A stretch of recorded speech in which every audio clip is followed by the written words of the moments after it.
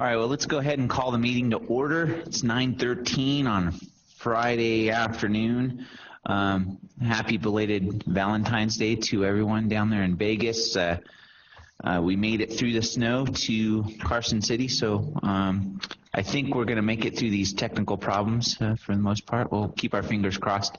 Why don't we go ahead and start with roll call. Member Moulton. Present and dry. Oh, very good, very good. Member Corbett. Present. Member Luna. Present. Member Kerner. Member Hinton. Vice Chair McAdin. Here. Chair Guanasso. Present. Good. Looks like we have a quorum, 5 of 7, so we can proceed. Aisha, you want to lead us in the pledge?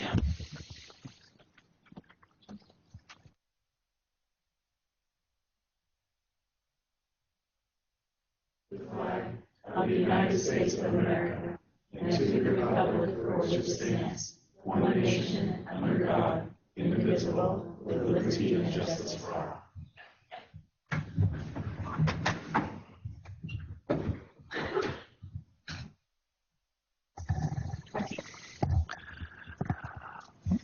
All right, well, we'll go ahead and open up agenda item number 2, public comment. This will be time when the public comment will be taken regarding any item appearing on the agenda. Do we have any public comment in Las Vegas? Mr. Chairman, Member Moulton, for the record, yes, we have one speaker, Renee Fairless. Okay, please proceed.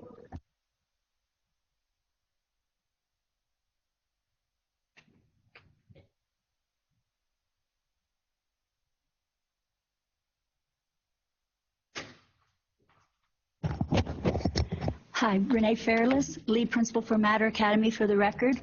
I just wanted to come this morning and share a little information about the site review.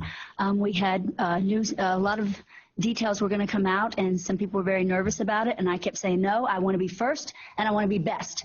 Well, we certainly were first. I don't know about the best yet, but we're gonna hope for that. But I do want to share what that experience was like, because when we first got communication from Sandra Kinney, it was very detailed, it was very organized, it was very specific for what they were going to be looking for. It gave us the opportunity to prepare and to just make sure that we were able to reciprocate and be equally as organized. When the day of the site visit took place, it was Sandra and Mr. Selchak. I don't know how to pronounce Mr. Selchak's last name, so I apologize. But they showed up at the school, they were prompt, they were, again, very specific in what sort of things they were going to be looking for. They went about their day, they had an agenda. They did not interrupt our educational flow at all. They spent a significant amount of time in classrooms. They conducted focus groups with parents, with board members, with teachers. They debriefed with administrators. If you spent even a minute around me, you know sometimes it's hard to follow an agenda, and they were able to do that consistently throughout the whole day. And it just turned out to be a rewarding experience for us. And as I said, this is before I know what our evaluation actually says, but you know, I always like to have that transparency. And Matter Academy is a school that serves, we're community-based, 100% free and reduced lunch students, over 60% English language learner students. I speak often about some of the challenges, and so it was nice to have that level of transparency for them to see our children, meet our parents, meet our staff members, and to just have that level of transparency between what we're doing and what they're actually looking for.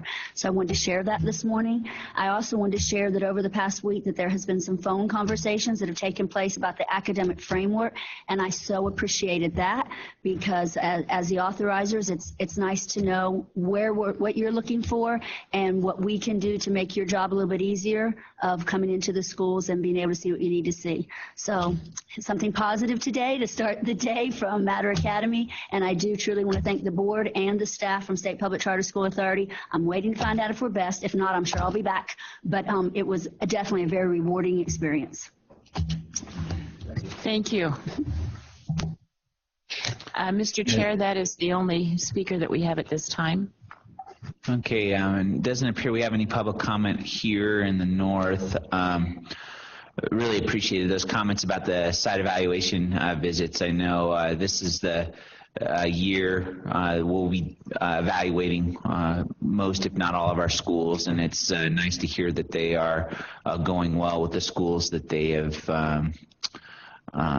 where they have been conducted. So that's encouraging. I know we'll need to make improvements as we learn from year to year, but I'm excited that we've gotten off to a great start, and big fans of what the folks over there at Matter are doing for their students.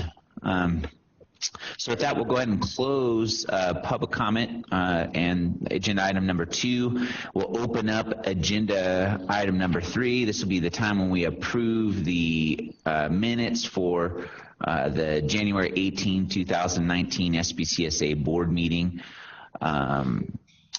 So are there any changes, additions, questions about the minutes from the January 18th meeting? Okay, hearing none, I'm ready to take a motion. Member Moulton, for the record, I move that we accept the minutes from January 18th, 2019, our board meeting. Okay, we have a motion. Do we have a second? Nora Luna, I second. Okay, we have a motion and a second. Any discussion? Hearing none, I'll call the question. All those in favor? Aye. Aye. Anybody opposed? Okay, motion carries unanimously. That'll close agenda item number 3. We're going to mix up the agenda a little bit to prioritize some of the more important things that we have to address today, because we only are allowed to be in the building until 12:30, and then the Department of Ed will take over for their meeting. So let's go ahead and start with legislative update, right? Is that what we're going to do? Yeah. So let's go ahead and start with the legislative update. I think Mr. Herrick, Mr. Scroggins, and Ms. Fiden will be providing that update. Is that correct, Ryan? That is correct. Director Scroggins, you want to start us off? Thank you, Mr. Chair. For the record, Brian Scroggins, Acting Executive Director for the State Public Charter School Authority.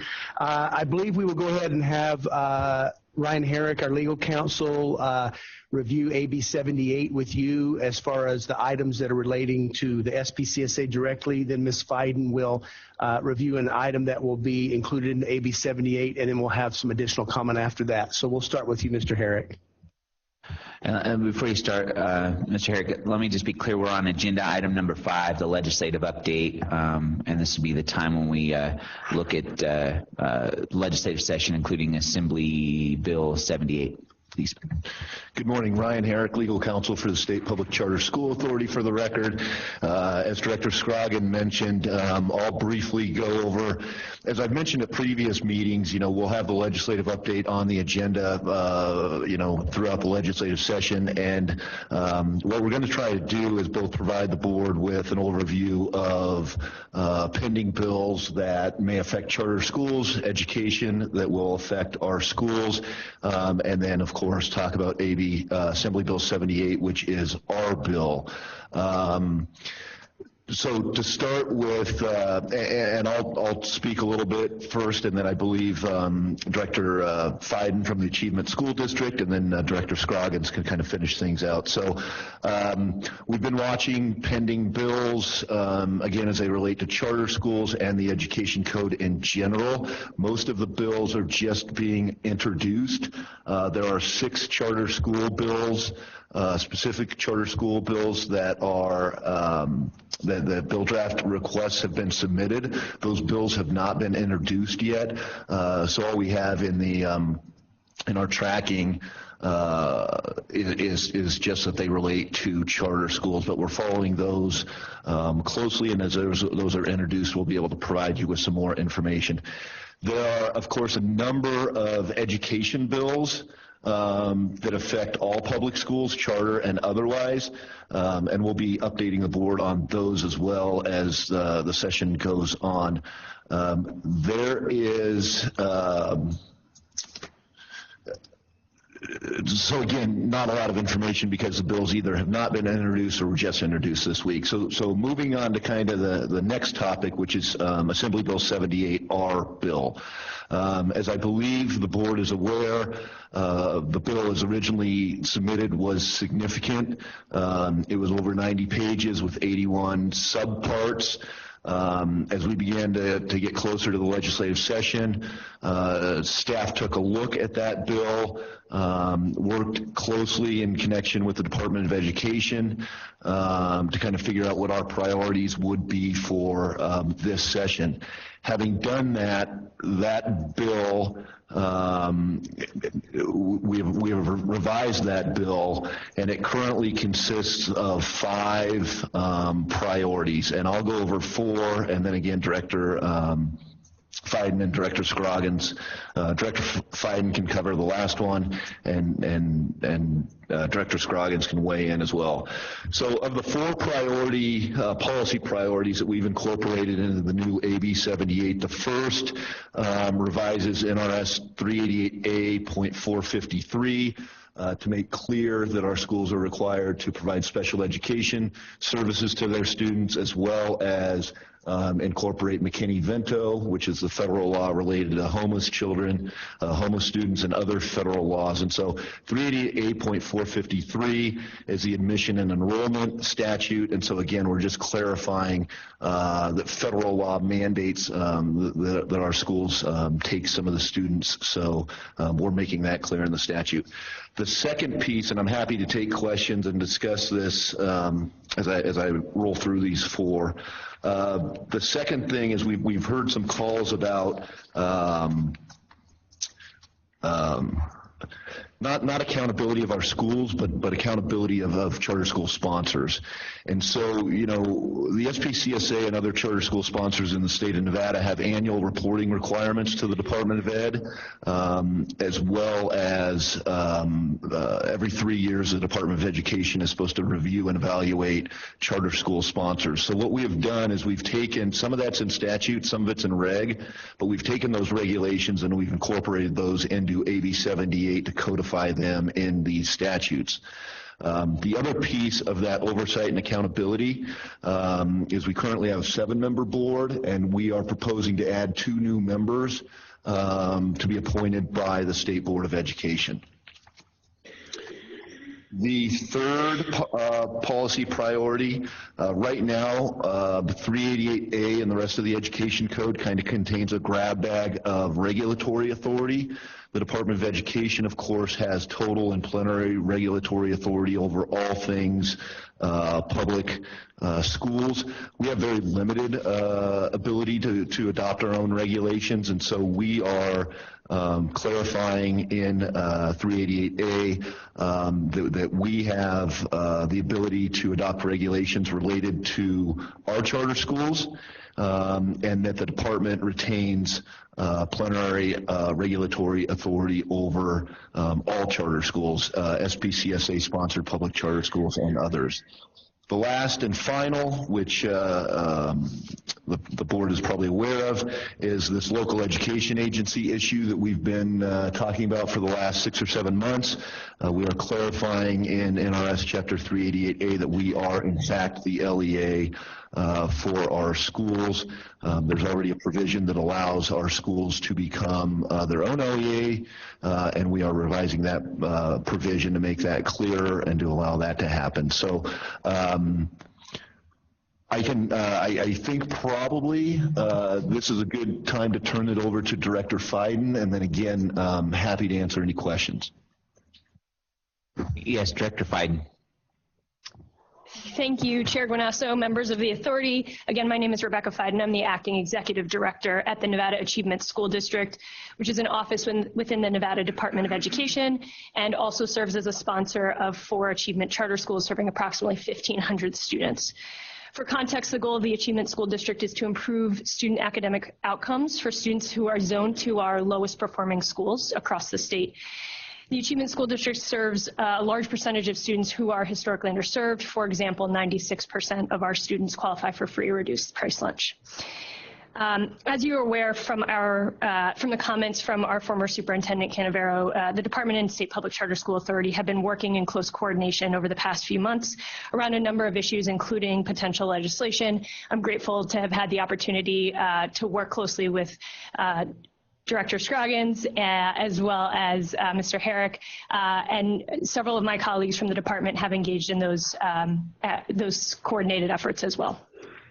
Wanted to share today that one of the topics that has come up for potential inclusion in AB 78 and also has been discussed in meetings with legislators is the potential of moving the Achievement School District under the State Public Charter School Authority to effectively consolidate and combine our efforts towards equitable access for students in underserved communities.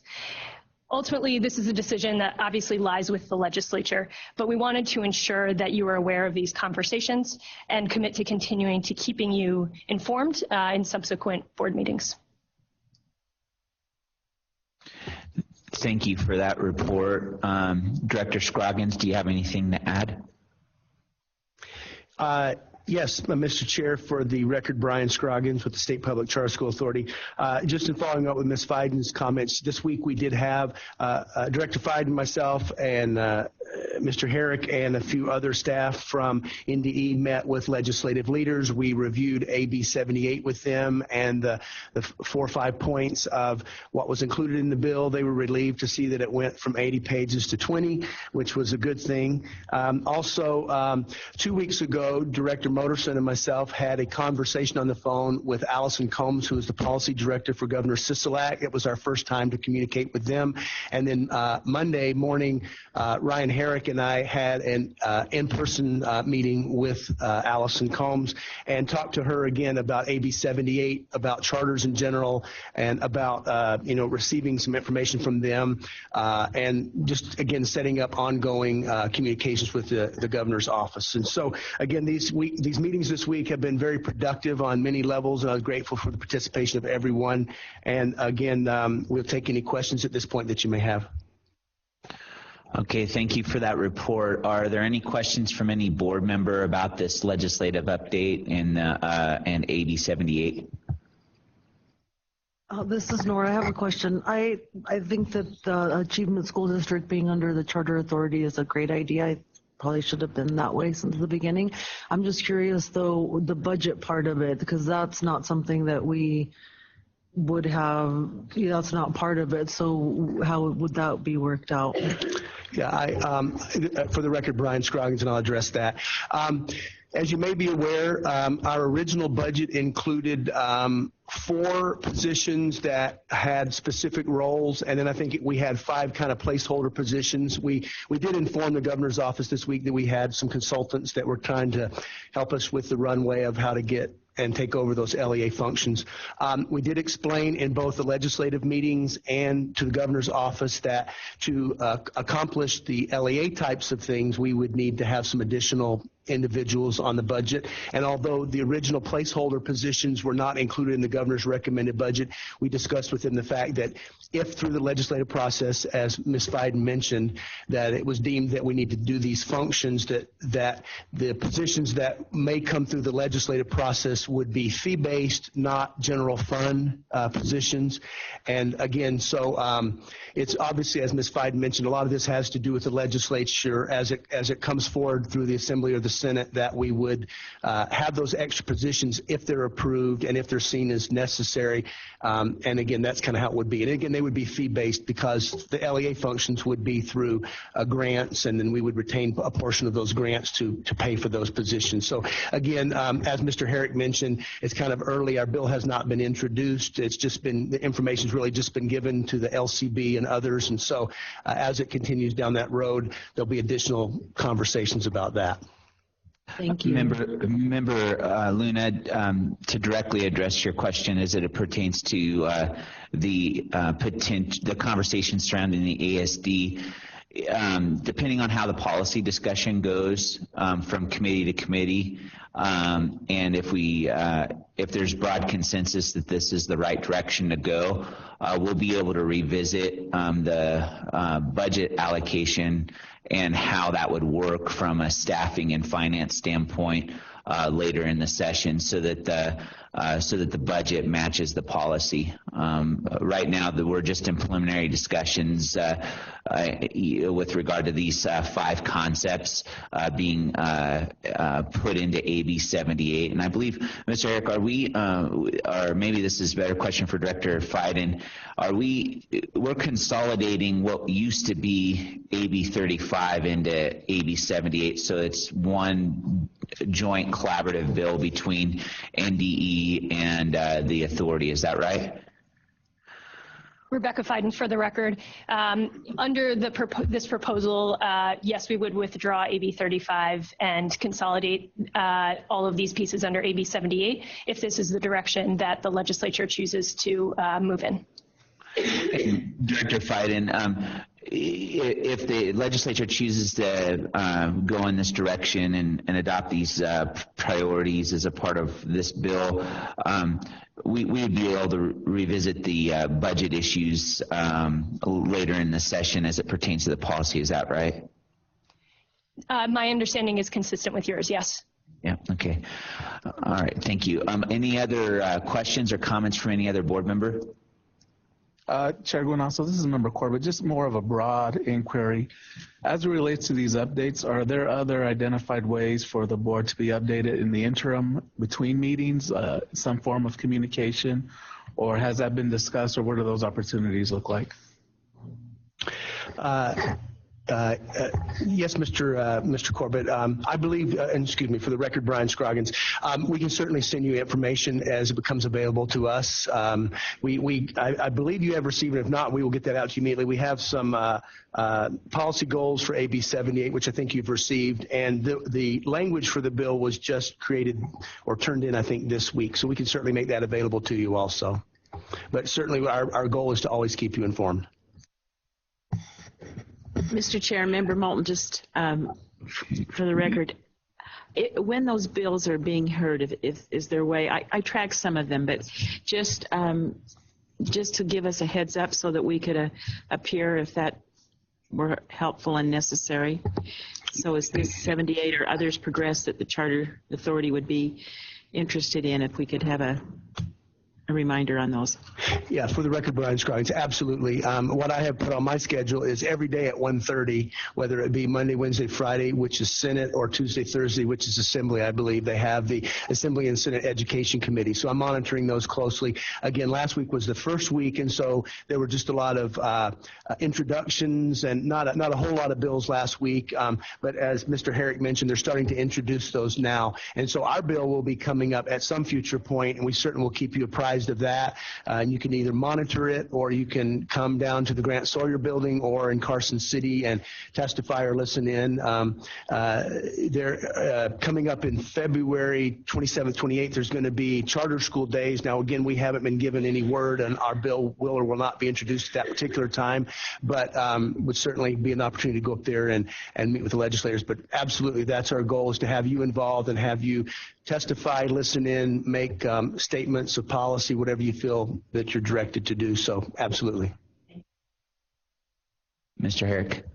And I inadvertently, I should have mentioned this earlier. In the future, for these legislative updates, they will be in writing, and you'll get them ahead of time, listing out the different bills and giving you a status update on particularly AB 78. But also to address Member Corbett's comment, between meetings, as hearings are scheduled, amendments are made, we can certainly keep the board apprised on that. And again, for any hearings or anything like that, so as Director Scroggins said, you could either attend or monitor them as you see fit. One thing the board should know is that Vice Chair McAdam and I have participated in phone conferences with staff from both the authority and NDE in a working group to try to identify the main priorities that should be in AB 78. And so these priorities have really come out of those discussions.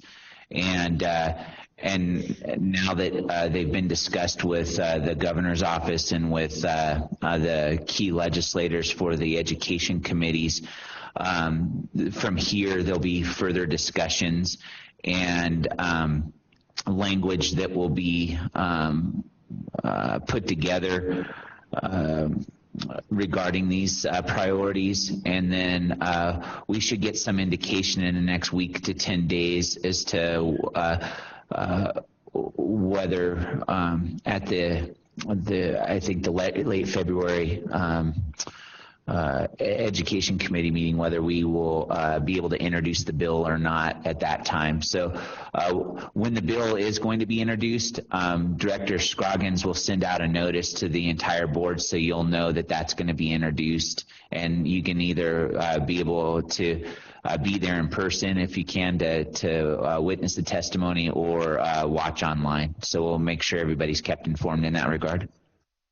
Mr. Chair, one more comment, if I may. Brian Scroggins for the record. Just to let you know, as far as the LEA function goes, we have a meeting this afternoon, a phone meeting with the consultants. As I mentioned earlier, there were some consultants that were brought aboard several months ago to kind of look at the approach of taking over LEA functions, what type of runway we would need, et cetera. So we're going to be talking to them again about honing in on different scenarios that may or may not happen during the legislative session. So just to let you know, we'll be getting some more information this afternoon also. Thank you. Is there any other questions or comments from any other board member? All right. I'd like to thank both the staff from Andy, Rebecca, and your team, and Brian and our team for all the hard work that's gone into looking at AB 78 and coming up with priorities that I think will make us better at what we do. I'm particularly excited about the potential for the ASD to be within the authority, because I think it checks off a major goal for our authority, and that is to provide equitable access to charter education through our authority. And I think it's having that tool at our disposal to be able to reach underserved populations will help us achieve our stated goal, to provide equitable access to all demographic groups. So I'm particularly excited about that. But hearing no other questions or comments, I'll go ahead and close this agenda item number 5, and we'll go ahead and move on to. We're gonna go to the schools, right, Mr. Herrick? Okay, so we're gonna go ahead and open up agenda item number 6, which is the agenda item dealing with Beacon Academy of Nevada. The SPCSA staff will provide the authority with information regarding Beacon Academy's performance under the Alternative Performance Framework. Director Moderson. Thank you, Mr. Chair, members of the authority. Good morning. It's my pleasure to facilitate agenda item number 6. Beacon Academy, as you all are aware, is a very unique school. I actually, speaking of site evaluations earlier, had the privilege of conducting or being a team member on the site evaluation for Beacon on January 29th. They were operating at one point under a notice of intent to revoke, and over the past several years have pivoted to operate as an alternative school. And they have been highlighted actually very recently, as I believe most of you are aware, in a number of newspapers and publications for their work with the high-risk population and those students that may be credit deficient. So because they serve this unique population, Beacon has its own specific framework incorporated into its charter contract. And Beacon Academy, as you may recall, reported on their 2016-2017 results against this framework in August of 2018. And today's presentation is a report of their 2017-2018 results against this framework. Both of these report cards are available to you as exhibits alongside this agenda item, so you can follow along during the presentation. So that concludes my remarks, Mr. Chair, and if it's okay with you, I'm happy to turn it over to the representatives from the school to introduce themselves and walk you through the PowerPoint. Yes, thank you, Director Moderson. I can't see because the camera's not there. Are the representatives of the school at the table there? Yes, they are. Okay. Okay, please proceed. Good morning, Chair Guanasso, members of the board. I'm Tambri Tondrick, Executive Director of Operations from Beacon Academy. And with me this morning is Andrea Demore, Executive Director of Academics. Sarah Sherman is our board treasurer. And on our left over here is Sue Rodriguez. She is the board secretary.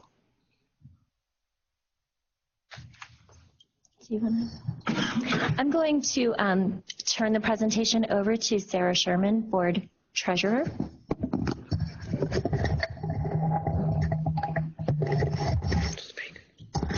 Good morning. I'm Sarah Sherman, as Ms. Tondrick mentioned. I just wanted to say I've known this school for 5 years. I was introduced to Ms. Tondrick about 5 years ago when a group of parents were looking, Jewish parents were looking to find an online school for their students, and we've been working with Beacon Academy for that long, in the old framework and in the new framework. And all I can say is that being a parent in the school, being an educator, as well as being a board member, I have seen it from all angles. And Beacon Academy, of all the schools I've ever encountered, really addresses each student as an individual, and their goal for each student, aside from the academics, is the incredible success that they want this student to achieve on their own merit and in their own right, so that this student can come out of school not just having finished high school, but being a successful young adult going into the big world. So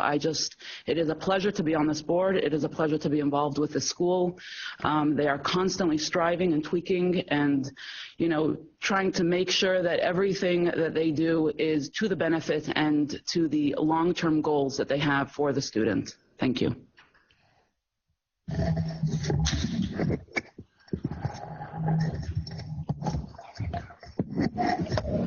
Good morning. My name is Sue Rodriguez, and I am the secretary on the board at Beacon. I'm also a 22-year veteran in the Clark County School District as an elementary school educator. And as I retired, I was looking to become more involved still stay in education, and found Beacon. And I just want to say that it's just such a joy for me to be part of this team and this school. As an educator here, I was on committees such as RTI and intervention for lower achieving students, and oftentimes teachers, there's no place for them in the school, and teachers sometimes have a hard time reaching those kids. And to have a school that has chosen to work with this population, I know the heart that every single person in this organization has, from the teachers to the administration, everywhere around. And when I hear reports like this, I'm just proud to be continuing to be a part of something so great. So thank you.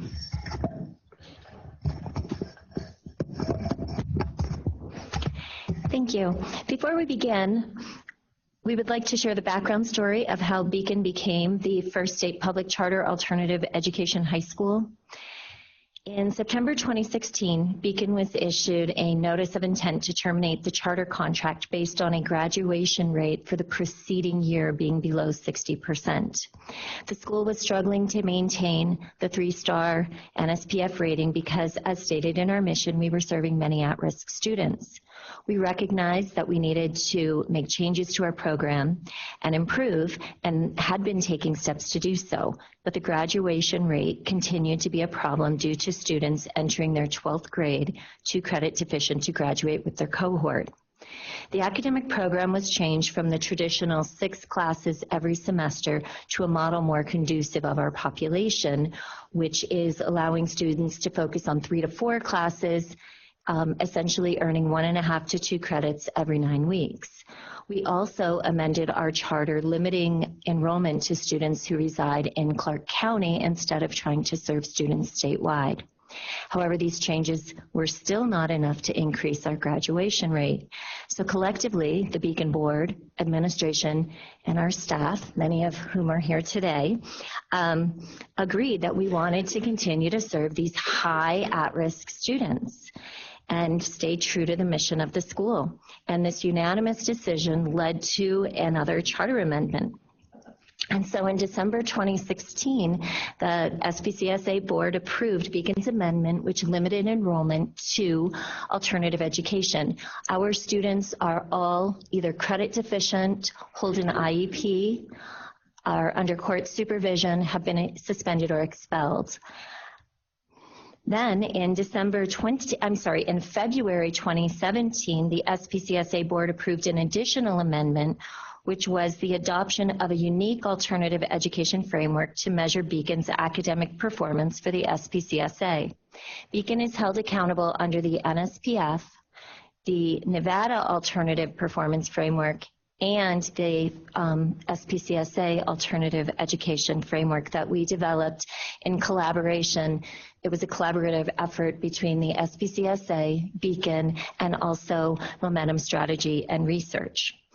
In July 2018, Beacon met the state's criteria to be evaluated under the Nevada Alternative Education Performance Framework by having more than 75% alternative education students enrolled for the 2017-2018 school year, 1 year earlier than we had projected. The data we are about to present has been validated by Momentum Strategy and Research, an external third party. The data reflects student and school performance during the 2017-18 school year. I am now going to turn the presentation over to Andrea Demore, Executive Director of Academics. Thank you. Good morning, Chair Guanasso and members of the board. I'm Andrea Demore, Executive Director of Academics at Beacon Academy. Thank you. As Ms. Tondrick has mentioned, since 2008, we have maintained a dedication to our mission to serve at-risk students in Nevada. Beacon's flexibility has always attracted a student that's not successful in a traditional environment for many reasons. And from our experience, we realized we had to make certain program changes. We implement intense interventions, and we've created an environment of consistency and accountability for our students and families. In many cases, our counselors, teachers, and social workers work with students to remove the barriers that have prevented students from attending school in the past. If you'll take a look at the demographics, I'm just going to go through a few slides. And on your right, you will see the 2017-2018 demographics for our grade levels. These are students that have been enrolled the entire school year. And then we also have a snapshot because we're constantly looking forward to see how our demographics are changing, how our school is evolving. This is the second year that we will be fully alternative education. So the trends that we see are the majority of our students are obviously 11th and 12th graders. We have a few 9th graders, but in order to qualify to go to Beacon as a 9th grader, you need to be under court supervision or have an IEP or be 17. So then for 10th graders, we have a few of those. And so a 10th grader would have 0 credits at the end of their 9th grade year. This includes that half credit that they might get in middle school. So if they've earned a half credit in middle school, they still don't qualify to come to Beacon until the end of their 10th grade year. And so 11th graders that enroll with us have 5 or less credits. You will see that the majority of our population last year, we had 57% of our population that was 12th grade in their 4th year, 5th year, or 6th year of high school. And you also will see that there is a trend that we've seen over the past 3 years. We are becoming majority male students. We have right now 55% male and 45% female. And by the way, if you'd like to ask any questions as I go through this, I invite you to do that as well. So then we also take a look at our demographics, and there really weren't any shifts from last year to this year as far as our demographics go. We do have this year 44% Hispanic students. We are a majority minority school. And our numbers, our ethnicity numbers actually reflect Clark County very, very closely. So we do represent the county as a whole. And then we also take a look at our demographics as far as our risk factors. So you will see at the top we have our English learners, which I will cover in a little bit, but the trend has been an increase in our English learners. This year we are up to almost 14%. Last year we were around 12%. Our number of special education students is around 23%, and we have seen a 10% increase since last year in our free or reduced lunch population. So we've gone from 59% to 69%. We also have an increase in credit deficient students. So at the end of last year, we had almost 50% credit deficient students, and this year we are at 64.5%. In addition to this, we also have a homeless population, around 10%, and overall qualifying as an alternative education student. Last year at the end of the year we were at 75%, and this year we are at 87%. This shift is also as we transition, we are graduating a lot of our legacy students. And just to point out that when I'm going through these risk factors, the only risk factors that count for the alternative framework are students with an IEP and credit deficient students. The McKinney-Vento students, the homeless students do not count. English learners do not count, and obviously for reduced lunch as well. Terrific. This section of the presentation is based upon the results of our validated data. Can I just interrupt a second? I just wanted to ask. I wanted to ask about free and reduced lunch. How do you track the free and reduced lunch students in your school, and is your school providing lunch in some way? I guess not, because you're a blended program, but I just wanted to get clarification on that. For the record, this is Tambri Tondrick. That's a great question, and when students enroll, they are asked to complete the free and reduced lunch application, and the way that we're getting students to complete that is if they qualify for free and reduced lunch, we will lend students Chromebooks if they need it without placing a deposit. And so even though we're not providing school lunch, we do have an incentive for them to complete that application. Well, that's great, and then not having to put down the deposit, I bet you, is a big help to those students who otherwise might not have access to a computer without that. Is that right? I'm sorry, I didn't quite understand what you said. Well, you said that they have to, you waive the deposit for the computer. Would they not, if they weren't able to put down the deposit for the computer, would they not have computers to work with? Right. So students who do not qualify for free and reduced lunch are asked to put down a $100 deposit that they get back at the end of the year when they return the equipment. We do have a lot of students that don't need equipment, but for the free and reduced lunch population, they find that is worthwhile to complete the application. And our social workers also provide a lot of opportunities and help the families with a lot of resources. So there are multiple reasons for them to complete the FRL application. Thank you. Andrea DeMora for the record. If you want to go to the next slide. Thank you. Oops, there we go. So throughout the presentation, we will be looking at the transition of Beacon Academy from 2015 through 2019. In the highlighted column, you will see the data from the report card that we are presenting. And this is our overall population. So last year, we had approximately half of our population was credit deficient. Just under 6% were adjudicated. 6%, almost 7% habitual discipline problems. 23% had IEPs. And we had almost 10% of our students have multiple qualifiers as an alternative education student. So, for example, they might be adjudicated and also qualify under credit deficiency as well. You will see 2 lines up from the bottom is the total. So that's the total percentage of students qualifying as alt ed. And then we also include the free and reduced lunch. So our transition back in 2015-16, we were about half of our population qualified for free or reduced lunch. And all the way to today, we are up to 70%. And then taking a look at today, our adjudicated students are almost 10% of our population. And we do see shifts in those areas, as well as I had mentioned earlier, our English learners have gone from a very small percentage in 2015, and that's gradually risen to today we're around 14%.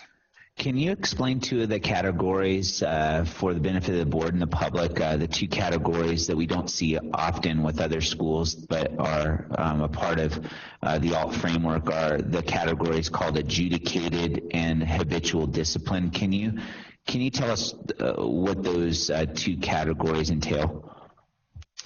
Sure, Andrea DeMore for the record. So the adjudicated students are under court supervision. So that is, for example, a student that has committed crimes and then they are under monitoring. So they have an ankle bracelet, that sort of thing. They're on parole. And then the habitual disciplines are students that are expelled or suspended several times in order to qualify, but they must be under suspension or expulsion at the time of enrollment. So they have a very close window, tight window when it comes to that as well. Thank you. Sure. Right. Thank you. This is the same data, it's just in a visual representation. So taking a look, the top line is all alternative education population. If you look back into 2015, a very small percentage of our population would have qualified under NRS guidelines as credit deficient because of those strict guidelines. However, since the 2015 school year, we have increased rapidly in serving this population. We've always known that, online blended learning is very flexible for students, and it is an opportunity for them to try and retrieve the credit that they need, but also balance life, whether they're pregnant and parenting, so they have children that they have to take care of, or they have to work to support their families. It's always been very common for our population. So now the growth scores are the first indicator on our report card. This accounts for 30% of the measurements. We have provided you with the 2016-2017 Alt Ed scores.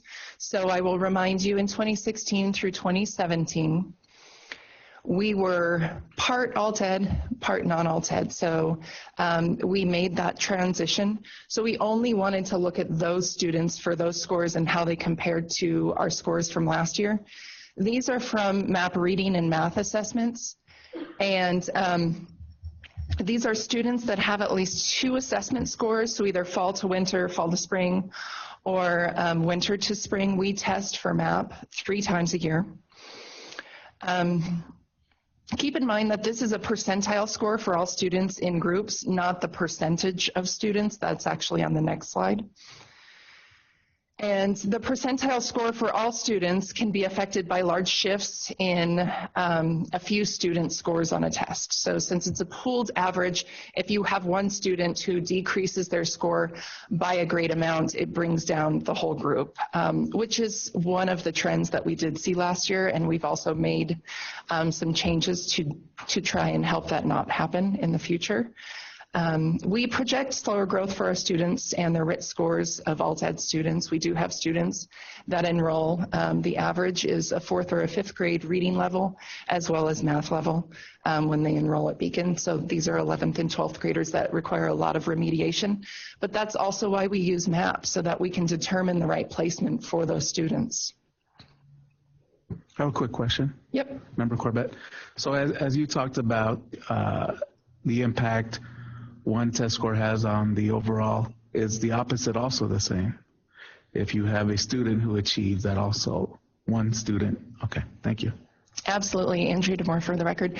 So that's a great point. However, those types of gains, once you get into the RIT scores, so you would see a kindergartner, for example, make a jump of about 15 points, all right? And we do have students that do enroll in that at that level.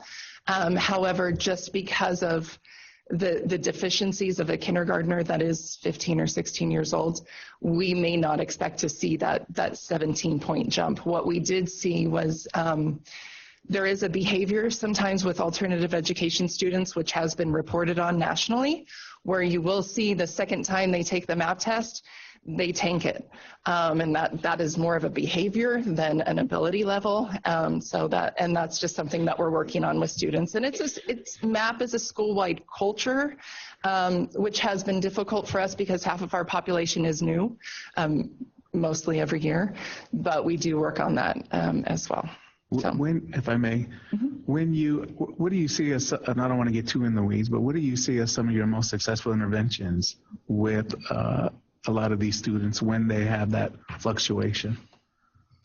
As far as their MAP scores go, well, we sit down with them and try to explain that we use the MAP scores to place them in a math skills class or pre-algebra first before going into algebra. So when we are saying, okay, you need to go through geometry in the next 2 years with Beacon, because that is around the amount of time that we want to have with these students in order to graduate them. If they don't take the test seriously, we can't place them appropriately. And so even for English, they're going into English 1, for example, and then they will take a fundamentals class, a reading class with that if they scored around a 200, which is a 6th grade reading level. And so it does in a way provide them with a snapshot of, well, you could take these other electives if you weren't in this fundamentals course and you took the test seriously. So that is, but just showing them where they are and where they need to get by the end of the year. We don't talk about their grade level testing. So instead we use 3 different categories as far as approaches or exceeds or, getting towards the level where they need to be. We would never tell a student that they were at a 4th grade reading level, but just this is, where we project your growth to be by the end of the school year. And what are there other social and emotional components that you also invest in, recognizing that does have a significant impact as well as it relates to their academic success? Absolutely. And I think we don't spend much time in our presentation today talking about how our social workers and our counselors and our teachers mentor our students. But that is a part of our students are required to come to campus twice a week. But in that twice a week visit, they also meet with their teacher who is their mentor.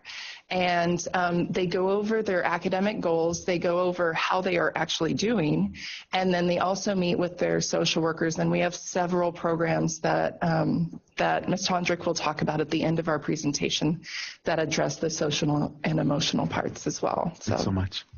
Absolutely. One follow-up question, since we're talking about growth.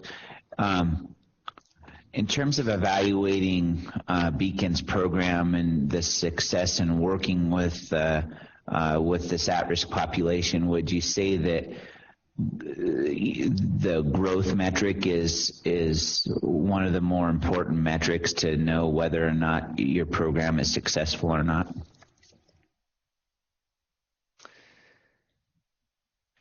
Yeah. We're going, Andrea DeMore for the record. So this is actually, Chair Guanasso, the status score is a picture of where our students are at the end of the school year. So growth was taking a look at a pooled average and just saying whether students grew a certain amount or not. But as I was saying, one student could affect that overall pool, or a few students could affect that overall pool. Then status is 20% of our score. So this actually is a snapshot of whether our students are performing at the average for their grades at the end of the school year. So we want to see for grade level whether our students' status at the end of the year is basically average or above average. And so this is where we find this measure much more meaningful in seeing that our students overall for the 17-18 school year were slightly above the average at the end of the school year for reading and math. Thank you. Absolutely. And so this, as I was mentioning, growth is 30% and then status is 20%. The 50% of those measurements are our report card. Okay, thank you. Let me go here. All right. So the next area is the college and career readiness. This is 40% of our report card. There are 4 different categories that go into this. The first is credit attainment. So as was previously mentioned, our students take anywhere from 3 to 5 classes every 9 weeks. We do have students who take even more classes than that. And what that means is they are able to complete their classes and get another class added in that time frame. And so we constantly tell students we don't get in their way when it comes to completing credit and graduating from high school. But upon enrollment at Beacon, it is a much slower start to helping them get ready to be successful academically. So as I mentioned, an 11th grader will start in English 1, may start in pre-algebra or a science class, world history. So they get 2 core classes and an elective course when they begin with us. So our goal is that our students earn at least 1.5 credits every 9 weeks. The majority of them we set them up to earn at least 2, but that can be very difficult for them. So in this case, we had 60% of our students earn at least 1.5 credits each of the 9 weeks. And that was an increase from the previous year of 4%. The next indicator is transition success. So this includes graduates and also students that have withdrawn during the school year. The list of successful transitions does align to the Nevada Department of Education Alternative Performance Framework. So it does include if students do transfer to get their high school equivalency or do go to an adult education program. And then the third indicator is the college and career assessment participation. So this measure takes a look at all of our 11th and 12th graders and whether they needed to take the ACT and whether they took the ACT or not. We had, in the previous year, 86% participation, and then we went up to 92.9% participation in this indicator. However, if you look at the NSPF, that measures 11th graders who were enrolled from October 1st all the way through the end of the school year. And on that indicator, we had 100% participation. So the state does not look at, for the NSPF anyways, the participation of 12th graders. However, we do measure ourselves on that because they need it to graduate, and we obviously want them to participate in that. The last indicator... Can I ask a quick question about the ACT? How many of your 11th and 12th graders do you find, well, I guess 11th graders, none of them have taken it, but how many of your 12th graders do you find didn't even take it junior year? We have how many? We have 205 testings. Right. Andrea DeMore for the record. So there are 205 we have signed up to test this spring. There are a lot of 12th graders that we enroll that have not taken the ACT. Primarily, they weren't enrolled in school during the testing cycle, or they didn't go, they didn't feel it was important. And now they realize they need it to graduate. So yeah, that's a great question though. It is a large percentage of them. So the last indicator is the 4-year cohort, which actually isn't a calculation, but we have included it in the college and career readiness. You will see in the 16-17 column, we only included our graduation rate for alternative education students. So in 2017, we had a graduation rate of 59%. However, 28.8% graduation rate for our alternative education students. And the reason we look at this, and obviously the reason we look at the graduation rate, is it's widely published. It's a measurement of success for an education, a high school. However, we also wanted to see who is graduating, who is not, how are we getting them there on time, and what do we expect moving forward. So whether they're graduating 4 years, 5 years, or 6 years, what does that look like? So this is only the cohort data for the 2018 school year, which we ended up with a 33% graduation rate. I am going to take a look at these measurements, a couple of these measurements a little more in depth. So the credit attainment rate and the cohort data, I'm going to dive into just a little more in detail now. So I mentioned before. I'm sorry to interrupt. With regard to the 4-year cohort, I know we're going to get more into the details of that, but will your report have anything about like the 5th-year graduates or 6-year graduates, so we can look at those results? Because it seemed to me if you're getting kids that are credit deficient, severely credit deficient in 11th or 12th grade, that they're going to need that 5th or 6th year to graduate. And if we were able to look at those years and then look at kind of your combined graduation rate, it might tell a more complete story of your success with this population of kids. Thank you, Andrea DeMore, for the record. So yes, we will actually take a look at, we are in the process of validating our 5th year graduation rate for 2017. So we don't have that data available, but we will take a look at the students that graduated last year and what cohorts they came from. And so the first indicator we looked at in the college and career area was the average credit earning rate. And so we take a look at this data by term. And last year, the overall course pass rate was around 76%. So our students passed their classes, enrollments passed their classes 76% of the time. Comparing this to the year we were 44% alt ed, it's almost equal. So we do know that our students are more credit deficient. They do require more interventions. However, I do credit the strength of our program, our consistency, and our staff. So our teachers, our tutors, our social workers, our counselor are constantly improving and maintaining consistency with our program.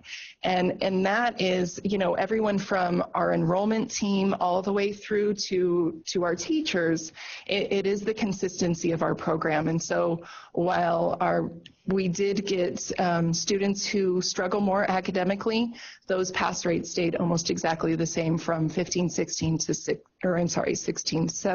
17-18. And so we take a look at their pass rate every term. You will also see in term 4, there is a large increase. And so we had an average credit earning rate in term 4 of 1.84 credits, and we do credit this with spring fever of graduation. So whether they're about to graduate, they see their friends graduate, there is just a sprint to the finish. This is actually why we have 2 graduation ceremonies every year. So we do it in January as well as in June, because there is this sense of urgency where students are like, oh, well, they want to participate in the ceremony. So instead of saying, well, you can just wait around till June, we're like, oh, we've got a graduation ceremony in January. Why don't you do that instead? And that actually does make a difference for students. They definitely speed things up.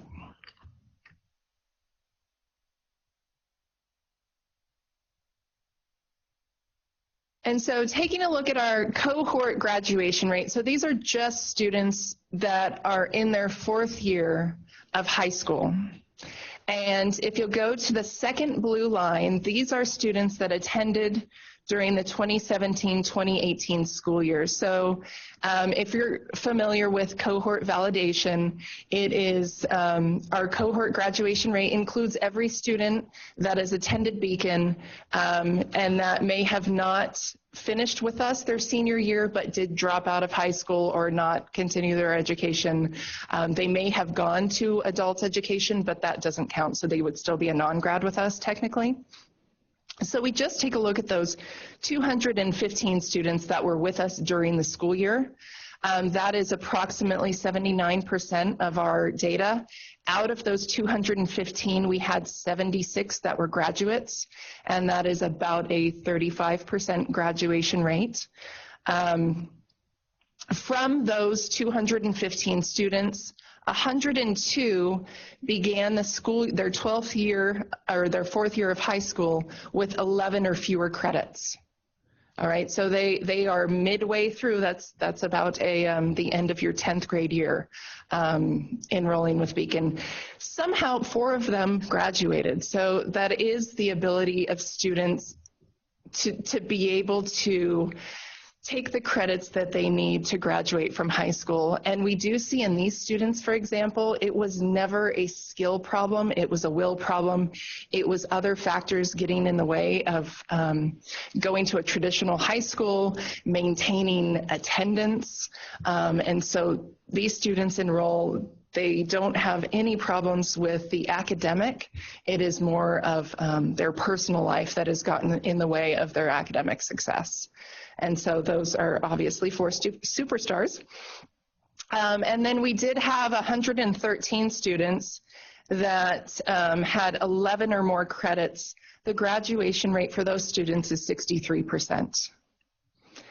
And then in addition to the way we look at the cohorts, any student that enrolls in Beacon all the way through this school year in October 1st, is included in our cohort data. And so there were 15 students that we enrolled from the 2018 cohort that were included in our cohort data, but were obviously non-grads because they came from other schools. And to qualify to get into our school as a 5th-year senior, you have to have less than 17.5 credits. So those students were non-grads as well. So we also take a look at, from our 2018 cohorts, who were the non-graduates, right? So there were 181 of them. 118 enrolled during the 2017-2018 school year or after. So that's approximately 65% of the non-grads. 82 of them enrolled during or after their cohort year with 11 or fewer credits. So that's 82 of them that enrolled last year, or the 15 that enrolled this school year. And then 42 of them, 23%, had dropped out of another school. We have 53 that have remained with us, and that is our goal. If you don't graduate in your 4th year, obviously we want you to stay with us for your 5th or 6th, whatever is necessary. So we have 29% of them that are still with us. And out of those 53, I have what I see are about 35 of them that are projected to graduate this school year in their 5th year. The others, it will take longer. Quick question for you, if I may. Yes. Member Corbett, for the record, and this, I'm just personally curious, do you all track any type of post-secondary engagement, like what paths they engage in after graduation? I'm going to talk about that. It doesn't have to be me now. We can do it offline. I was just curious. Okay. Thank you. Yes, absolutely, we do. We before they graduate, we have a college and career advisor, and he sits down, and that is obviously a part of the program. Is we have to get them to want to go somewhere else and to see the benefit of a high school diploma I'm clearly and the doors that opens. Yeah, just personally curious and taking advantage, absolutely. but definitely want to follow up. Thank you. Is along those lines, if a student doesn't get a diploma, do they get an equivalency, or are they put on that track, and do you track those numbers? Like a GED or something like that? So if they transfer to adult education, or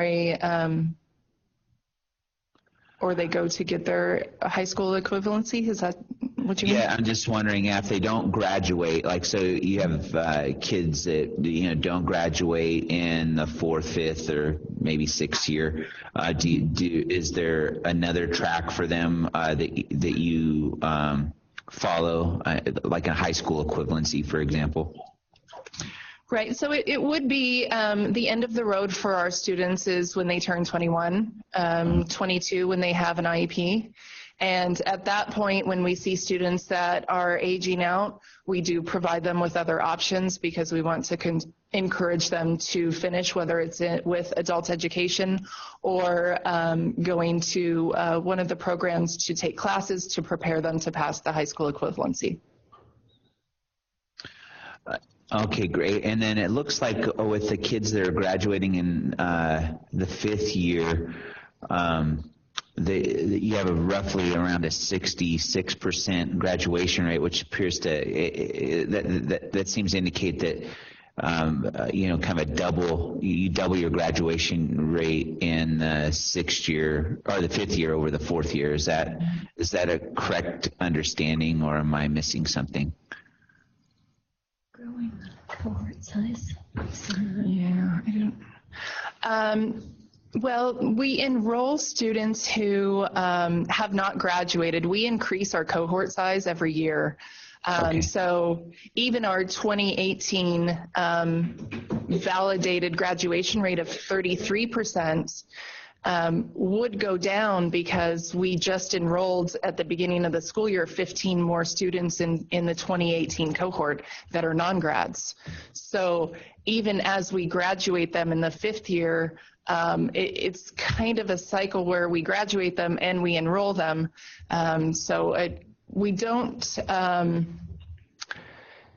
anticipate our 5th year going up that much just because we are enrolling so many students in their 5th year of high school. Oh, that makes sense. Okay, thank you. Okay. Where am I? Okay, so in addition to looking at our cohort graduation rate, we also look at the students that this included. And again, the students included in the cohort, there were 271 of them, and 90 of them graduated. For our students that have IEPs, we had a 32% graduation rate for the 4-year, and free and reduced lunch was 34%. Our English learners had a 22% graduation rate. Our homeless population, McKinney-Vento, had a 22.9% graduation rate, and our pregnant and parenting students had the lowest graduation rate of all of our subgroups at 21.7%. I will point out that McKinney-Vento, so the homeless students as well as the pregnant and parenting, don't qualify to come to our school until they're credit deficient or they have another qualifying factor. So when taking a look at these students in particular, right, so the homeless students and the pregnant and parenting, the pregnant and parenting students have dropped out of high school. And then we cannot enroll them until they are so credit deficient that they are at least a year behind. So it's not that they know they're going to drop out because they're having a child and they're able to enroll in an alternative education high school, which is the case in many states. In Nevada, that is not the case. So they have to stay out of school for a year and then they can enroll with us. So then at that point, they are juggling many things. We do have 3 social workers for our students, and they do provide them with several resources.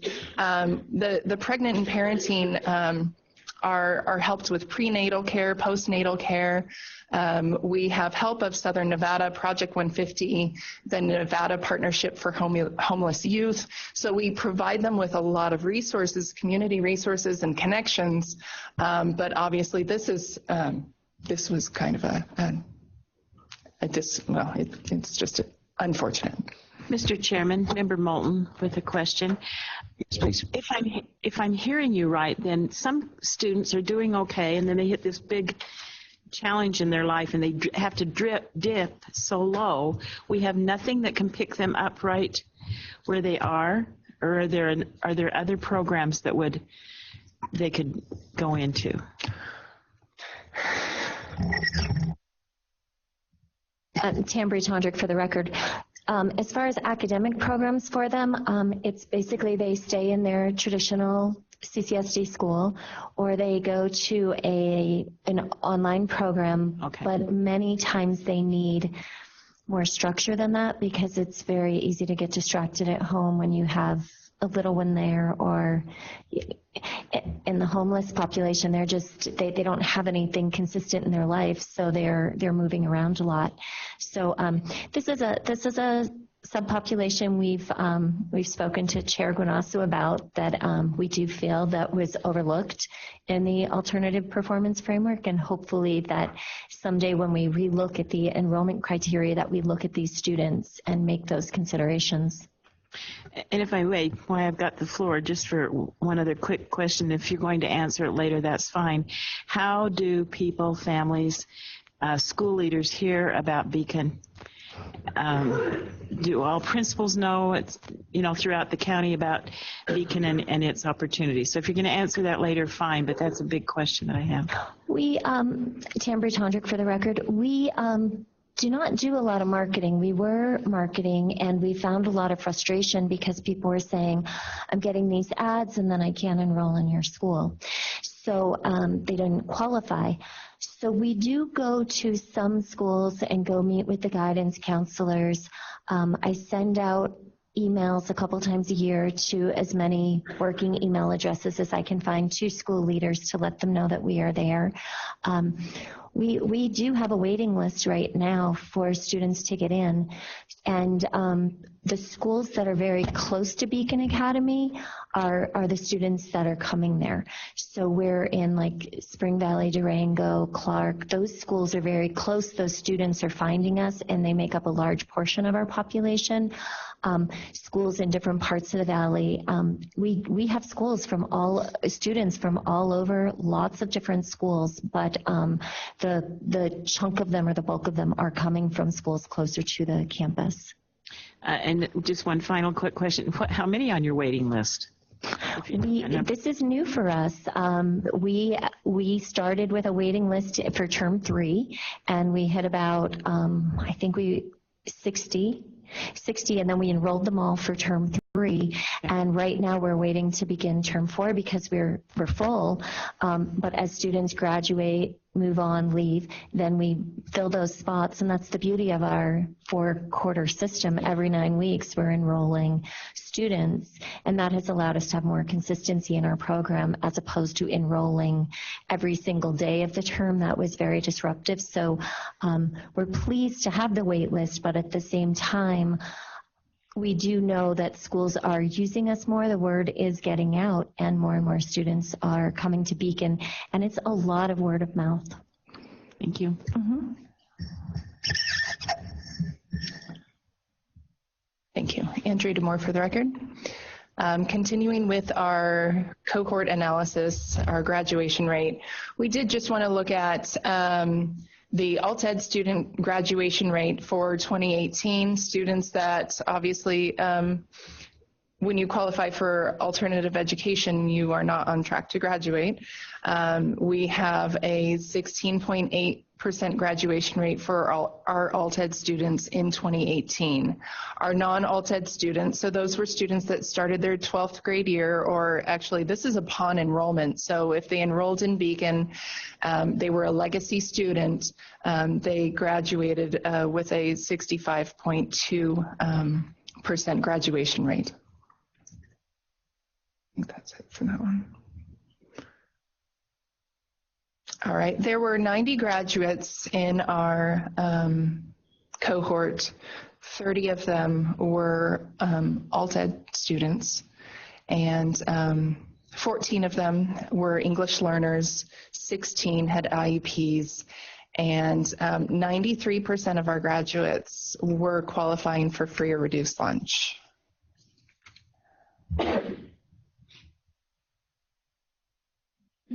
Let me go there.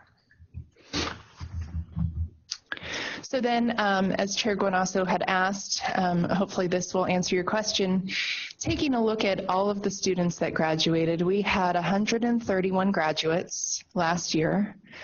This includes all students that graduated through September 30th of this school year.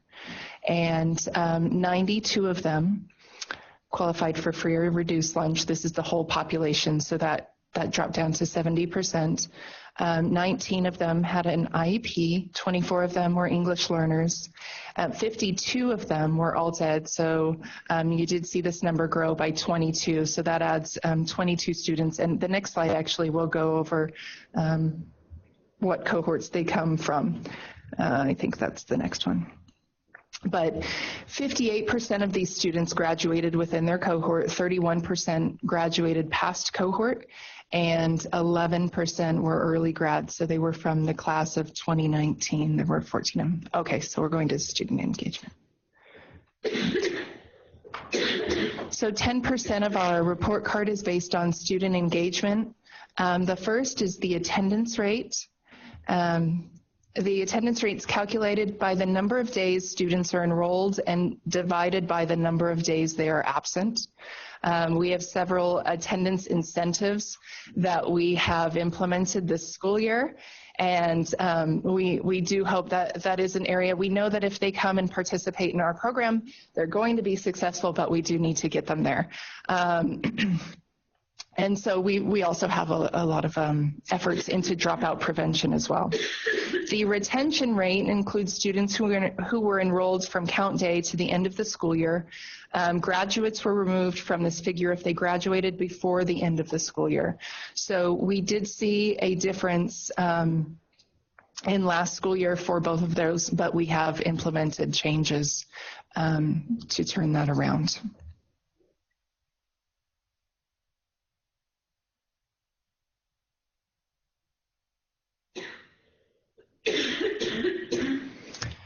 So in summary, the overall score for our report card came out to a gain from the previous year of 4 out of 6. So that is an adequate, but we did see gains in all areas with the exception of student engagement, which I just covered, and that included the attendance and the retention, which we are working on. Our gains on the report card are a reflection of our program's consistency and constant evaluation. We're constantly moving things forward. Mrs. Tondrick will now cover what we attribute our gains to and also areas that we are addressing in need. Hey, before you go there, I just wanted to know if you know this. I know in Nevada there are 28 alt ed schools. How does Beacon's performance stack up against the other alt ed schools in the state, if you know? None of the schools that I'm aware of have been rated yet on the alternative performance framework that the NDE is working on. We have participated in their webinars, and it's very new. So the only data that I've been able to see is the graduation rate, which doesn't really provide me with much. I have looked into other programs. I do know Desert Rose does have a high school, but we are quite different from them.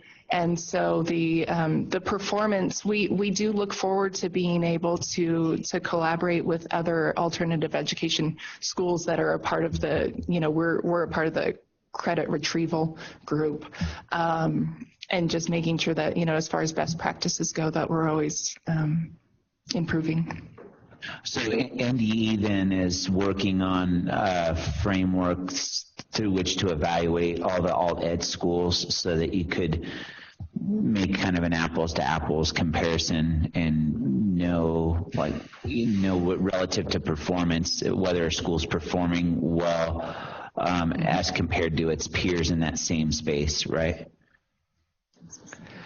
Right. And they have developed a framework for evaluation, but it's difficult because an alternative education school has a mission, and so it is mission specific. In addition to that, we all serve pretty much a varied population. So it may be a 100% special education school. There are a few of us that are just credit retrieval, and so yes, that would give us a chance to do that. Okay, thank you.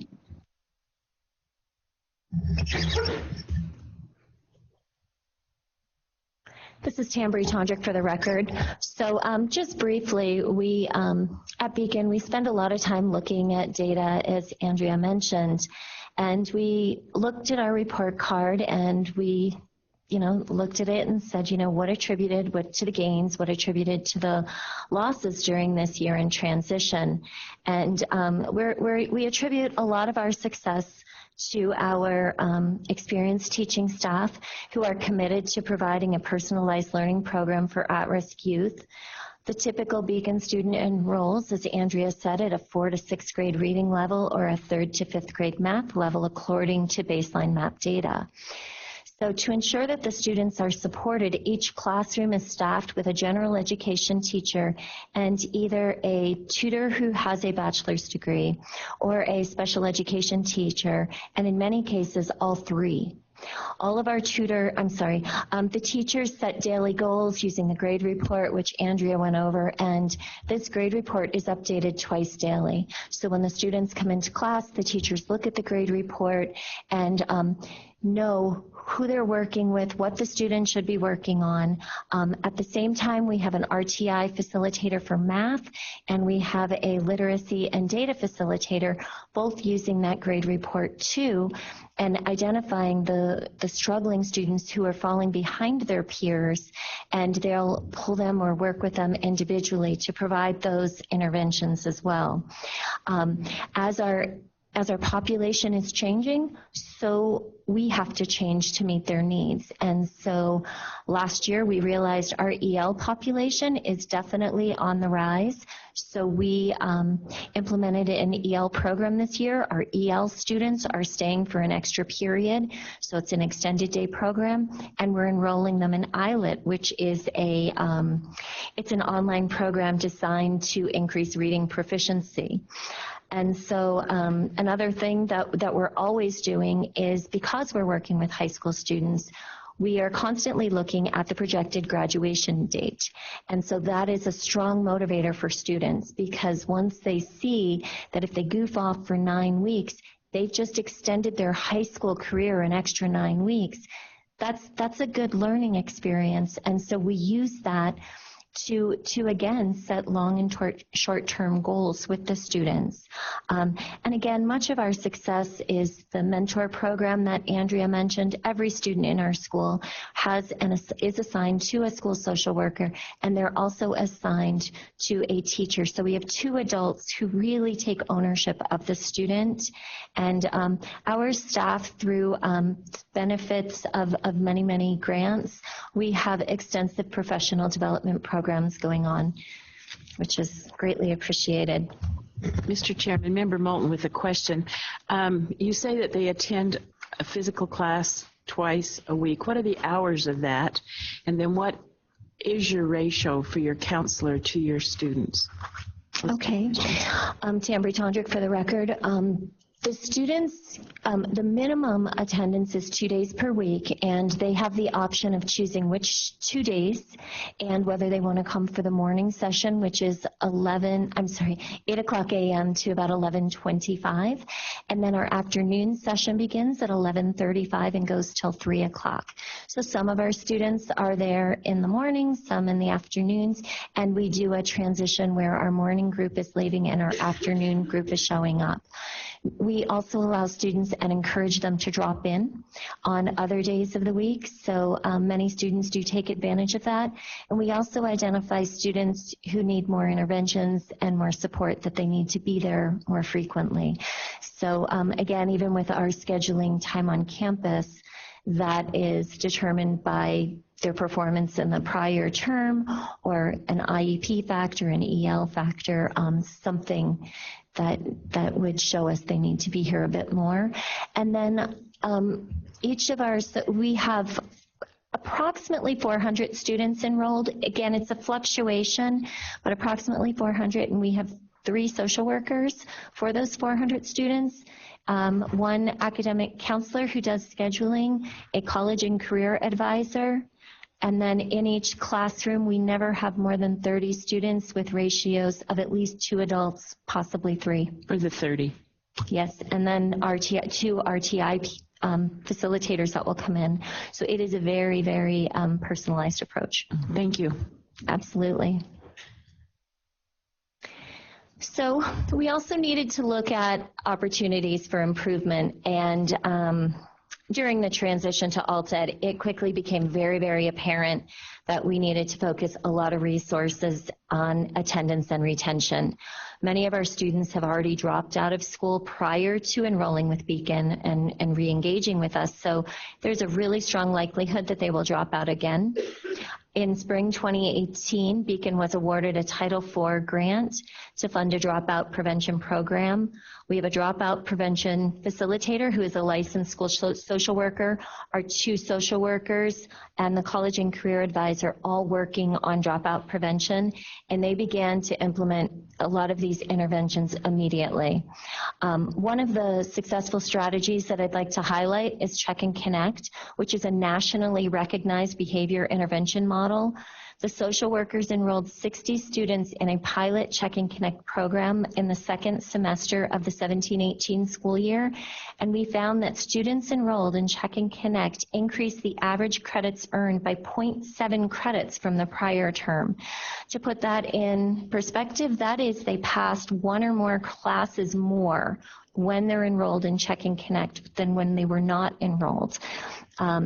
Another strong intervention that we're using, we partner with the 8th Judicial District Court and hold truancy diversion court for students who are most, out of our highly at-risk school, we've identified a select group to be in this intervention as well, and they meet with advocates from the court on a weekly basis.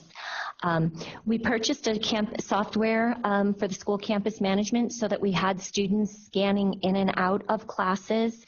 And with everything in our school, we're very focused on behavior change, positive behavior interventions. So we're constantly trying to incentivize and encourage students to make those good choices. So incentives like 30-day bus passes, hotspots, and gift cards are used for students in the dropout prevention program in hopes that we can engage them to stay in school. And then just a little bit more about our college and career focus.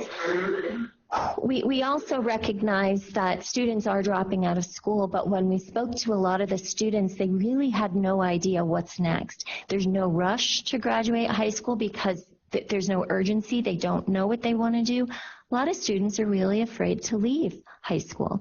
And so we recognize the need for a college and career advisor, and he has come in and as another dropout prevention measure, and he helps to motivate the student to earn their high school diploma by establishing realistic career or college goals. He uses, and we use in some of our classes, the Nevada Career Information System, which is a great website where students can do career searches. They can search for colleges, scholarships, helps them build resumes. So it helps students focus on college, career, trades, whatever they're interested in. We do hold monthly workshops for the students, but also their families. We have found that we need to help the parents find jobs and employment as well. And then recently we formed a partnership with Help Southern Nevada, which we're very excited about. We'll be going to see what they're doing very soon, and they've been on our campus as well, and we hope to help even more students through that program. I'm sorry, Member Corbett, is some of that discussion around the WIOA services that they provide? Workforce Innovation Opportunities Act? Yes. Okay. Thank you. And lastly, we are really excited. We love what we do. We love our students. We love our families. And we're just really excited by the success that we're having with the alternative education students, and hope to reach even more students in Las Vegas. I've mentioned that we have a waiting list, so we do hope to replicate in the east side of the valley and enroll and reach even more students who are in schools that those students are traveling over 2 hours to get to our campus now. And we just are thankful that we have the opportunity to continue doing what we're doing. Mr. Chairman, Member Moulton, with one more quick question. Do you receive the same per pupil spending as all of Clark County? Yes and no. Okay. We do receive the same basic support, but there are many grants right now that, I can't think what they're called. It'll come to me in a minute. But basically, if your students qualify for those grants, you are basically awarded money, but you have to use the money in specific ways. And so we do receive a lot of funding through Title I, II, III, IV, and we also qualify for the SB 390 and SB 178 monies, mostly which are awarded to either EL populations or the FRL populations. So we do get more funding than some of our counterpart charter schools. Thank you.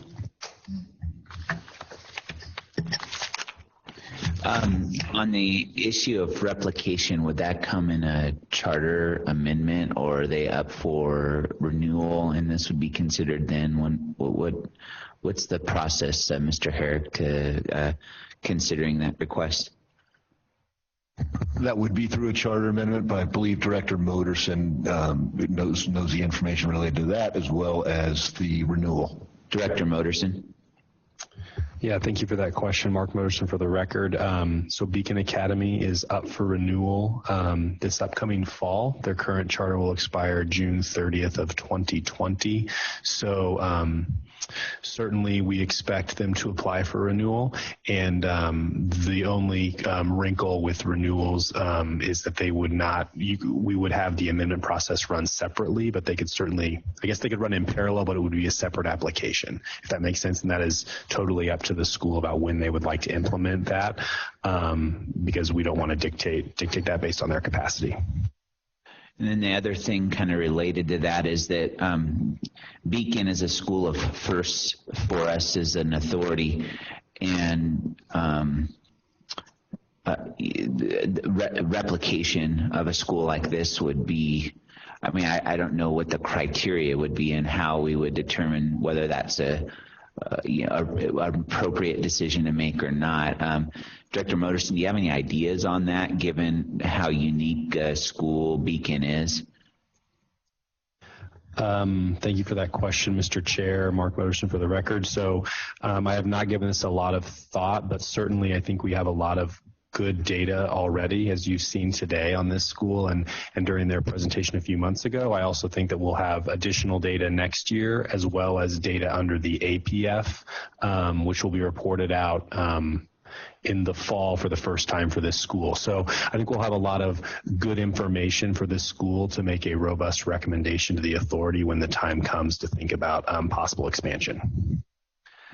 So I think it would probably be incumbent upon us and on the school to communicate closely as they prepare their renewal and or their amendment, so that everybody's clear on not only the goal of the school, but then kind of how we're going to achieve that goal in a way that makes sense, from an authority perspective as well as from a school perspective.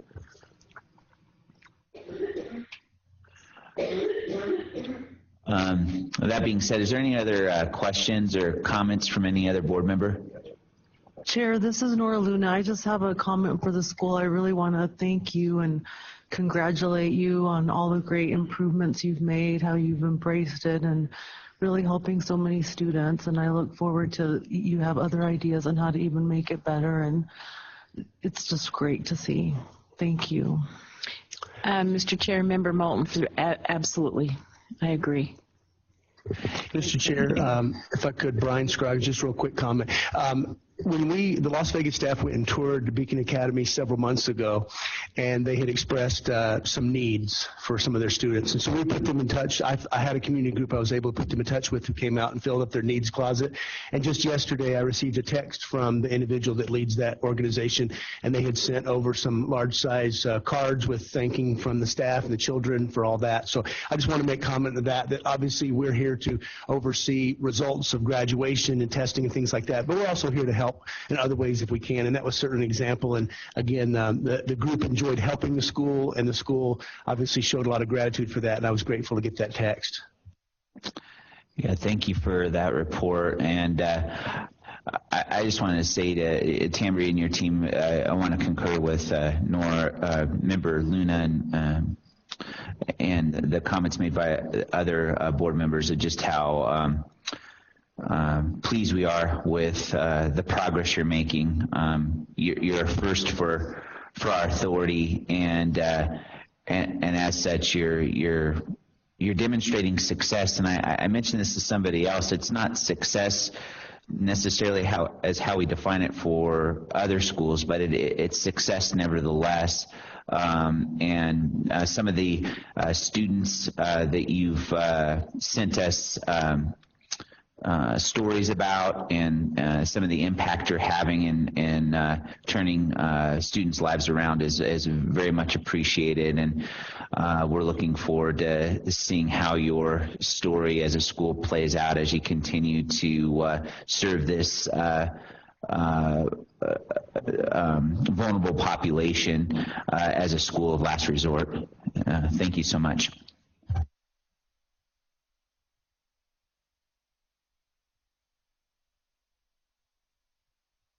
Okay, we'll go ahead and close that agenda item, and we'll go ahead and move on to agenda item number 7. This will be Nevada Virtual Academy. This is the time when SPCSA staff and school leaders from Nevada Virtual Academy will provide the Authority Board with an update regarding the closure of Nevada Virtual Academy's elementary school at the end of the 2018-2019 school year. Director Moderson. Thank you, Mr. Chair, members of the authority. Just again, a quick background primer before Dr. Hamilton and her team present. The board will recall that Nevada Virtual's elementary school was rated as a 2-star school for every year between 2012 and 2016, and a 1-star school for the 2016-17 school year. And so Nevada Virtual Academy entered into a stipulated agreement with the authority regarding the academic underperformance of its elementary school in June of 2018, and that stipulated agreement contained NSPF benchmarks, the first of which was set forth for the 17-18 school year. And according to that agreement, the failure to meet those benchmarks would result in closure of the elementary school. And so due to the failure to meet that benchmark, the elementary school will be closing pursuant to those conditions set forth in the stipulated agreement. And so Dr. Hamilton and her team are going to be providing some updates to you on that work, on that closure work. We've been in regular communication the last couple of months, and I appreciate the school's candor and transparency, and generally speaking, I think they are making progress in the closure process, and the plan is for those conversations to continue between her team and ours, so we can keep you all apprised of that work. Dr. Hamilton and her team are also going to speak to some of the agreed upon performance metrics as well during this time, and the PowerPoint today specifically contains metrics that became available in Q2. You may recall that there were a few when they presented previously that were not available, so they're going to be focusing on those. But if you have questions related to progress made under other Q1 metrics, they are happy to answer those questions. So that concludes my remarks, Mr. Chair, and happy to turn it back over to you and the board for any comments, but the school has 3 representatives here ready to present. Does any board member have any questions for Director Moderson before we turn to hear from the school? Okay, hearing none, we'll go ahead and hear from the school. Welcome. Good morning, Chair Guanasso and Charter Board. We are happy to be here today to present our Q2 metrics. And prior to doing that, we wanted to be sure to keep you updated on our closure efforts. I'd like to thank Director Moderson for his support and guidance in this effort. Like he said, we've been in close communication regarding the events that we've had and the efforts to make sure that we have a smooth transition as we close our K-5 program. And so we've held several meetings so far with parents and guardians in relation to that closing. On January 16th and 18th, Specifically, we held meetings at different times of the day, invited parents and families to attend. We didn't have very good attendance at either of those meetings. You can see there that we had 7 families at our first meeting. We had 22 at the second one. And the discussion items that we included in those meetings were the closure timelines and what they could expect for the remainder of the year. We talked about the communication plan and how we would roll that out with communication from my level as head of school to the principals and teachers and counselor level as well.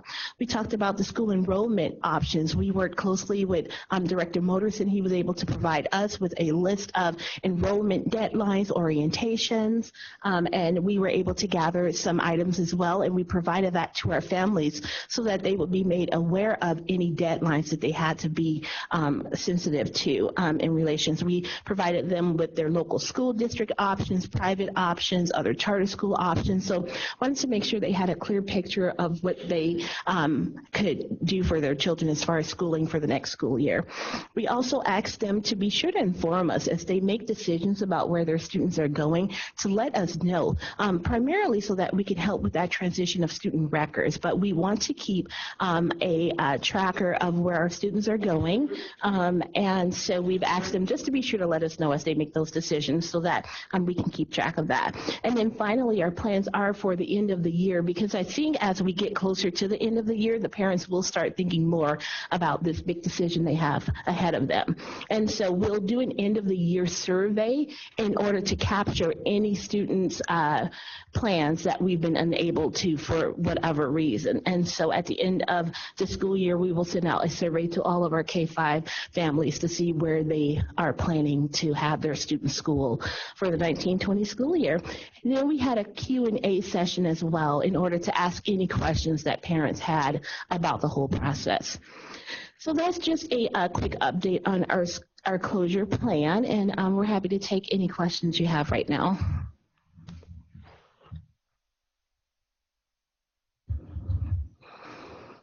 Any questions from any board member?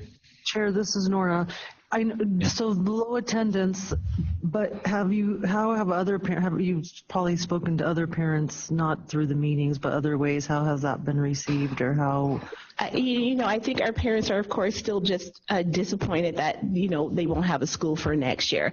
And so what we've been really trying to do is just to motivate them. Let's finish this school year. Let's make sure that, we are teaching, children are learning, and let's just set them up to move on to wherever, like I said, they're going to end up for the next school year. So again, I think that as we near the end of the year, that reality will set in more, and we'll have more questions perhaps. But like I said, we are sure to communicate that through my monthly communication that I send out as head of school, and the principals send those out as well. So I think that as we near the end of the year, we'll probably have a few more questions. But as of right now, I think everyone is trying to make sure that their children finish schooling for the remainder of this school year. Thank you. Any other questions from any other board member? Okay, hearing none, please proceed. All right, then I'll turn it over to Dr. Denson, and he'll tell you a little bit about our math growth data. Thank you. Good morning. Andre Denson, K, principal for the record. In working with Director Moterson, we talked about different metrics we want to present today. And the first one is MAP growth data. We measure our students' growth throughout the school year based on MAP growth and MAP testing. We reported the fall scores back in October when we met and what they look like. And we took our winter MAP assessment in December of this year. And what you have in front of you are the grade level reporting for the winter MAP data. And what we have are just the comparisons from the fall winter MAP to the winter MAP scores and how students did in general. And you can see that in most grade levels, there were improvements across the board from kindergarten to fifth grade in both mathematics and in ELA. We also wanted to look at our students meeting their growth potential, even though there may be growth, but what is the goal in meeting that growth potential? And so what happens there is a background analysis. When students take the fall score and fall test and they get a score, then they're projected to grow so much based on that fall score. And then the winter test gives us an idea how many students are moving towards that growth potential. And so the next slide demonstrates those students that are moving towards that growth potential. And of course, that'll be measured again when we take our spring MAP test in May, and then see how much they've grown again. And so you can see in different grade levels in mathematics and or in ELA or reading, if you will, those students on projection to meet their growth targets. Those that look low, for example, when we look at second grade at 33% and 35%, that gives us an indication of the students that we need to continue to put in our different response to intervention or RTI sessions to work closer with them to make sure they're on track to grow. And then the third metric that we talked about presenting today with Director Moderson is our chronic absenteeism, making sure our students are coming to our sessions as much as possible, and especially given the fact that last school year we had a 10.5 chronic absenteeism rate that we want to improve upon and reduce that tremendously. And we're happy to report after the first semester we did drop that to 5.3% as of the first semester, so cut that chronic absenteeism in half by communicating with students and families and working with various staff members. Those are the three metrics we discussed about presenting today, but I'll entertain any questions about those metrics, or as Director Moderson pointed out, any other metric from the first quarter as well. Any questions from any board members about the metrics that have been discussed? I just had a comment. It appears on these three metrics that you've presented that you're making progress. So just want to congratulate you on the progress you're making in improving in these three categories. Thank you. Director Moderson, is there anything else? Not at this time. Okay, hearing no other questions or comments, I'd like to thank the school for coming and giving the report, and we look forward to hearing from you again soon. With that, we'll go ahead and close this agenda item.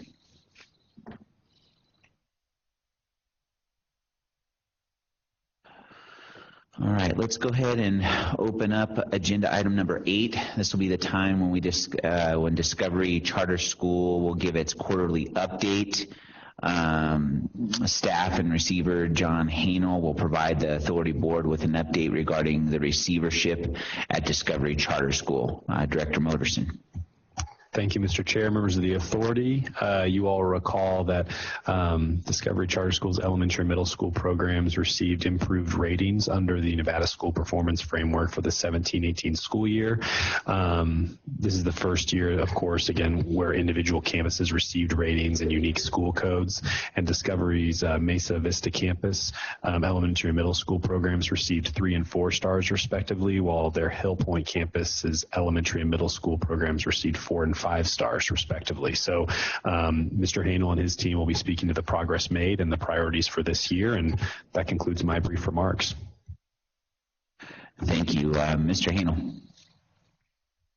Good morning, Chairman Guanasso and honored board members, trustees, staff members. My name is John Hanel, court-appointed receiver for Discovery Charter School, and I have with me also This is Denise Noharam, the principal of Discovery Charter School. For the record, we are in the second year of the receivership model, halfway through it. And with the great results we received in the letter of good standing and return to good standing that we received, we decided to move forward with an exit plan early that's amendable and also adaptable for where we're heading and what we're trying to accomplish. One of the things that we tried to accomplish, most importantly, is in our enrollment, is the diversity that I think we take a criticism from the public sometimes that we're not as diverse as we might be or should be. And we made an effort to increase what we look like so that we can say that in the future. We may not know how diverse Las Vegas will be or what the state will be in 6 to 10 years, but we're sure going to have everybody ready for whatever's coming. So I have a current NVO2 report, and I just wanted to share some numbers with you before we talk a little bit more about enrollments.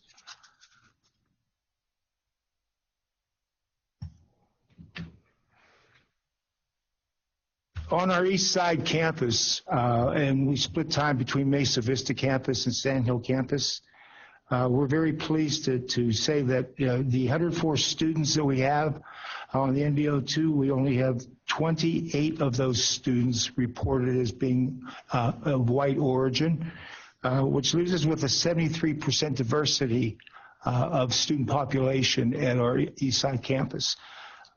We know, based on the neighborhood demographics, that it's in line with the neighborhood schools, but we're honored and happy to say that we're opening our doors to a diverse population, and they're accepting the opportunity to come and work with us. At our Hill Point campus, which is on the west side, we also have another great change for us.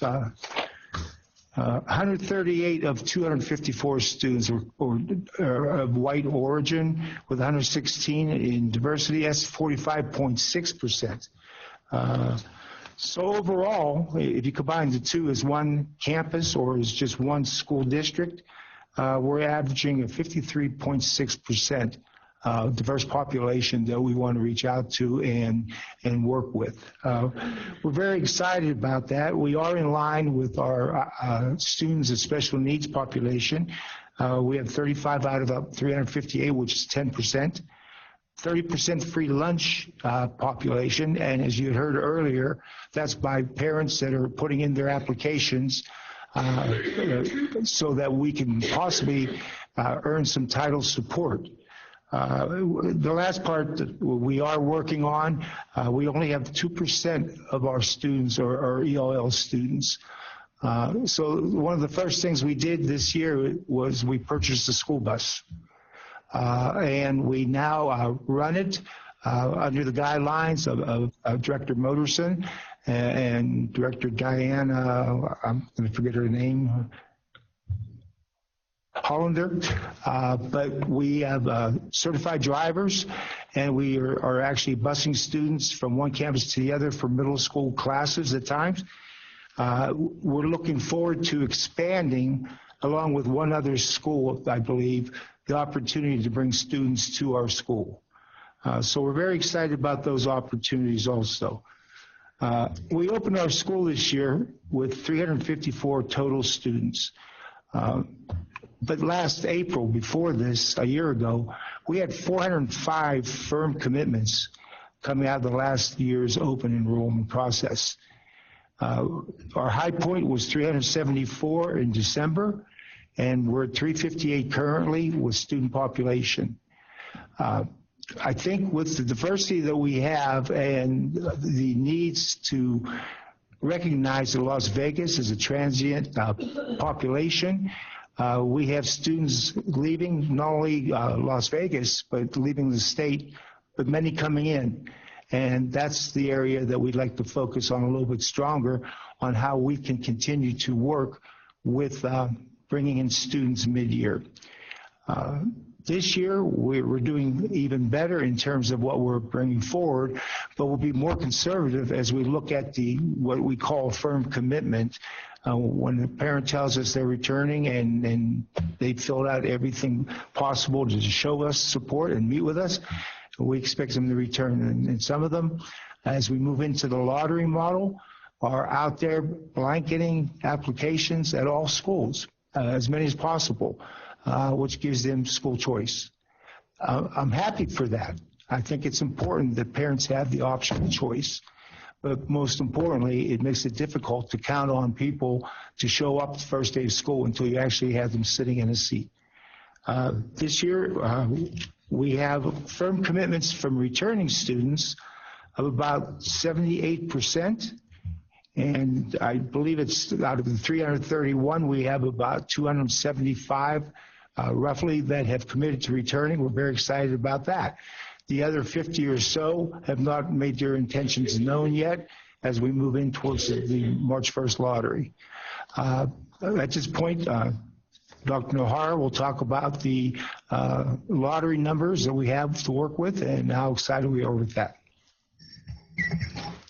Thank you, Mr. Hanel. Denise Nohara for the record. So for our lottery this year, as Mr. Hanel said, we have about 58 unaccounted applications, or I shouldn't say applications, intents to return from our currently enrolled student population. We have over, if we combine the number of students that have made a commitment to return with new applications that we are receiving, we have over 500 interested students in both Discovery campuses. We had about, actually slightly more by the time we hit the end of the lottery season last year, so we're looking that we will be at about the same place at the end of this lottery season. Some things that we have done this year that we didn't do last year, we did attend the school choice fair this year, both myself and my assistant principal, and we shared all of the things that we do at Discovery that makes Discovery a special place. We've embarked on some different campaigns through Facebook and also flyers and mailers that either have gone out or will be going out, and we're targeting specific neighborhoods. Due to the transiency of the Mesa/Sandhill locations, this year Hill Point's numbers have remained quite consistent. Where we've seen a lot of changes in students leaving and entering has been on that east side campus, so we are targeting neighborhoods in that area more specifically as part of this season's and this lottery's marketing campaign. Do you have any questions about that before I move on to some of the academic things and what our mid-year diagnostics are looking like? Any questions or comments from any board member? No, please proceed. I just have a quick question for Mr. Hanel. Did you say that you were sharing the bus with another school? No, for the record, we purchased our own school bus to transport students that may be outside a range that we deem far for them to come. But we're moving students from middle school for certain classes from our east side campus to the west side campus. And it's a campus-to-campus movement of our own students. I misunderstood you. Perfect. That's awesome. Congratulations. Thank you. All right, so now I'm going to move on to some of our diagnostic data. So we do use iReady and the Ready curriculum for both reading and math. We administer the iReady diagnostic 3 times a year. Based on our winter diagnostic, we are already, if we look at our count day students and our students in grades 3 through 5 for ELA and math, and 6 through 8 for ELA and math. At mid-year, the winter diagnostic, we are about 3 to 4 percentage points away from our proficiency rates at the end of the year last year. So that's very promising to us that already halfway through the year, we are at those or very close to those rates, especially because we had a large number of students that were new to Discovery. At the end of the year last year, we did have some families that moved on. So even though, for example, the Hill Point campus's numbers were a lot more stable this year than the Mesa Sandhill numbers, we did have a lot of new students that joined Discovery, and the families and the students are very happy with the school environment and the academic program that we're offering to our students. And I do want to note that those diagnostics, when we talk about correlation with SBAC, they're at about a 0.85 correlation rate. And at the end of the year last year, what we did is we had students take the spring diagnostic, and then once we received SBAC scores, when our teachers came back in August, we went through student by student to see what SBAC predicted their proficiency rate would be, and we correlated that to our actual SBAC scores, and we found within each grade level only about 1 or 2 outliers in each of those data sets. So we found that correlation to be very high.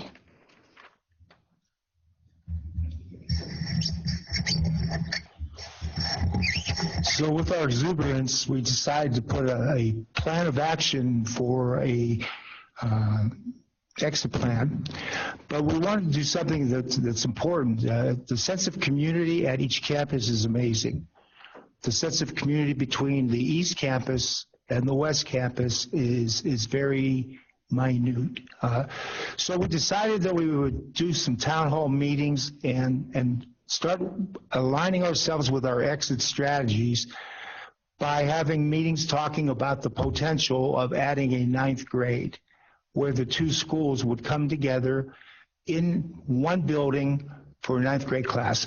No, we're not considering an amendment yet, and if we did, it would be far enough out that we would look at it reasonably to be successful. But the feasibility study that we're performing is our attempt to try to bring our parents closer together between the two campuses. We have some great activities we do at this time. Many of our parents and their students and our bus and their cars are at Mount Charleston as part of a ski club. Dr. Nahara did not give credit to herself and to our other administrator for the opportunities they built in the clubs and activities for the students. But at this point, this is one of those activities where the parents are getting together. So we started with a plan, timeline, and goals to match up with the exit plan strategies.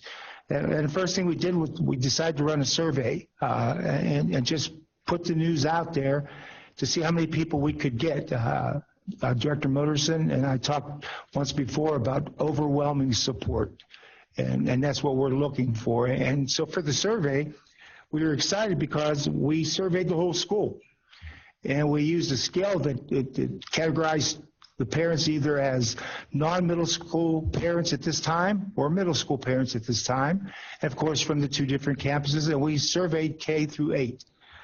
We're pleased that 153 parent responses representing 280 of the 358 students were received. And of course, without knowing much about how do you go from step A to step B, there were a lot of great comments. But 51% of the middle school students participated, the parents, and 84% overall had some level of desire to look at possible 9th grade classes. We think our middle school is small because, and by the time they move to 8th grade, they're either looking for a permanent high school home with an 8th grade already offered, or starting to look at magnet programs and other venues other than what we have. So we're going to do 2 sets of town hall meetings in February, and we're going to back them up against the delivery of students, which we have great parents involvement, and the pickup of students, which we also have an after-school program that we're going to offer for free for the parents to attend meetings. The survey results were about where we want them to be to start, but our goal was to see if we could expand them and have people in the same room talking together. Unfortunately, our first meetings were last Tuesday on the 12th, and parent support showing up to meetings. We had one family show up at the Sand Hill campus, and that was at the morning with coffee. And then we also had 7 families show up at the afternoon. We know our parents are working parents, so the next survey will start out by tell us when you can come, and if you say yes to this time, will you come? We're going to ask for a call to action, and we want to get them, once again, in the room talking about the future of Discovery School. With all of that, we brought up and have included in our handouts the Discovery Town Hall meeting agenda, which our agenda was a little different than the parents'. Ours was to bring the two communities together, but for them, we wanted them to have a culminating goal of a K-12 school for themselves someday. I will tell you, we discussed an international baccalaureate program, a STEM program that's also in line with the exit strategies we're using and want to talk about. And more importantly, we would consider changing to a junior high school model, 7 through 9, so that we're able to function in a different environment for success. Our second meeting is the day we leave to fly up to Carson City for the charter school meetings, but we will be attending morning meetings and after school meetings in a reverse schedule. So Hill Point campus actually went to the afternoon meetings, and Sandhill the mornings. We will reverse those roles at the next meeting. We will continue to survey information and make a decision along with staff on is it feasible to even consider ninth grade for this year, which I don't see that as a possibility, but maybe for the following year. And when would we want to make that decision? So we're excited about what the future can bring. The kids are responding to what we're doing academically. The parents are responding on the campuses to the involvement that we have with clubs. Our final goal would be to bring everybody together as one united community for Discovery Charter Schools. Now to the exit plan. I presented that at the last meeting, and nothing has changed. We amended it to be something that we can make a decision about as early as August 1st. We have 3 years with the receivership model, and there is no hurry to exit it. But if the following goals were met, I would highly recommend to staff at the authority that we maybe exit early by 1 year. The first one was to have a model of either magnet or STEM identified and implementation underway. We are working with that through the parent survey process. And I can tell you that there is definitely interest in the governor's program for STEM education and also for the International Baccalaureate. We want enrollment to be at 400. We think we can get there with 283 applicants that are new, and the returning numbers that we have of approximately 275 to 330. We believe 400 is a very doable number. I was asked through the negotiations of the receivership agreement to create different kinds of models of governance, which once again will be working hand in hand with staff. The one requirement was that there had to be a parent from each campus on the school board or the board of trustees. We have identified 2 parents that are qualified, have education backgrounds, and are very excited about the academic arena we created. So at this time, we have them talking to other parents, but we are looking at community members and also at a local CMO if that's the choice that we would come up with to operate the school. So discussions are ongoing, but we're well underway, trying to be ahead of the game. If we decide to go for next year, that's the start of the year. Of course, one thing that would be most important is that we have to maintain success. And right now, we are in line with the numbers we created last year. In a combined model, our elementary school really is a 4-star school between the 2 campuses. Our Sandhill campus, Ms. Vista, is high 3 in SPF points and a high 4-star for middle school. When we add them together, as we do for free lunch identification, special education, ELL student populations, we can say proudly that we are a 5-star middle school and a 4-star elementary school. The last part of that would be to work on a budget. And we've learned something from the first part of this process that though 405 said they were coming, we're not going to plan for 405. We'll look more towards a staff plan and budget for 375 students for next year. And once again, we'll see what the numbers fall with our excitement about pulling the communities together. And as I said earlier, we still have to maintain the success levels we have. We'll entertain any questions you might have at this time about anything we're talking about. Well, Mr. Hanel, I just wanted to congratulate you and your team on the success you've had so far.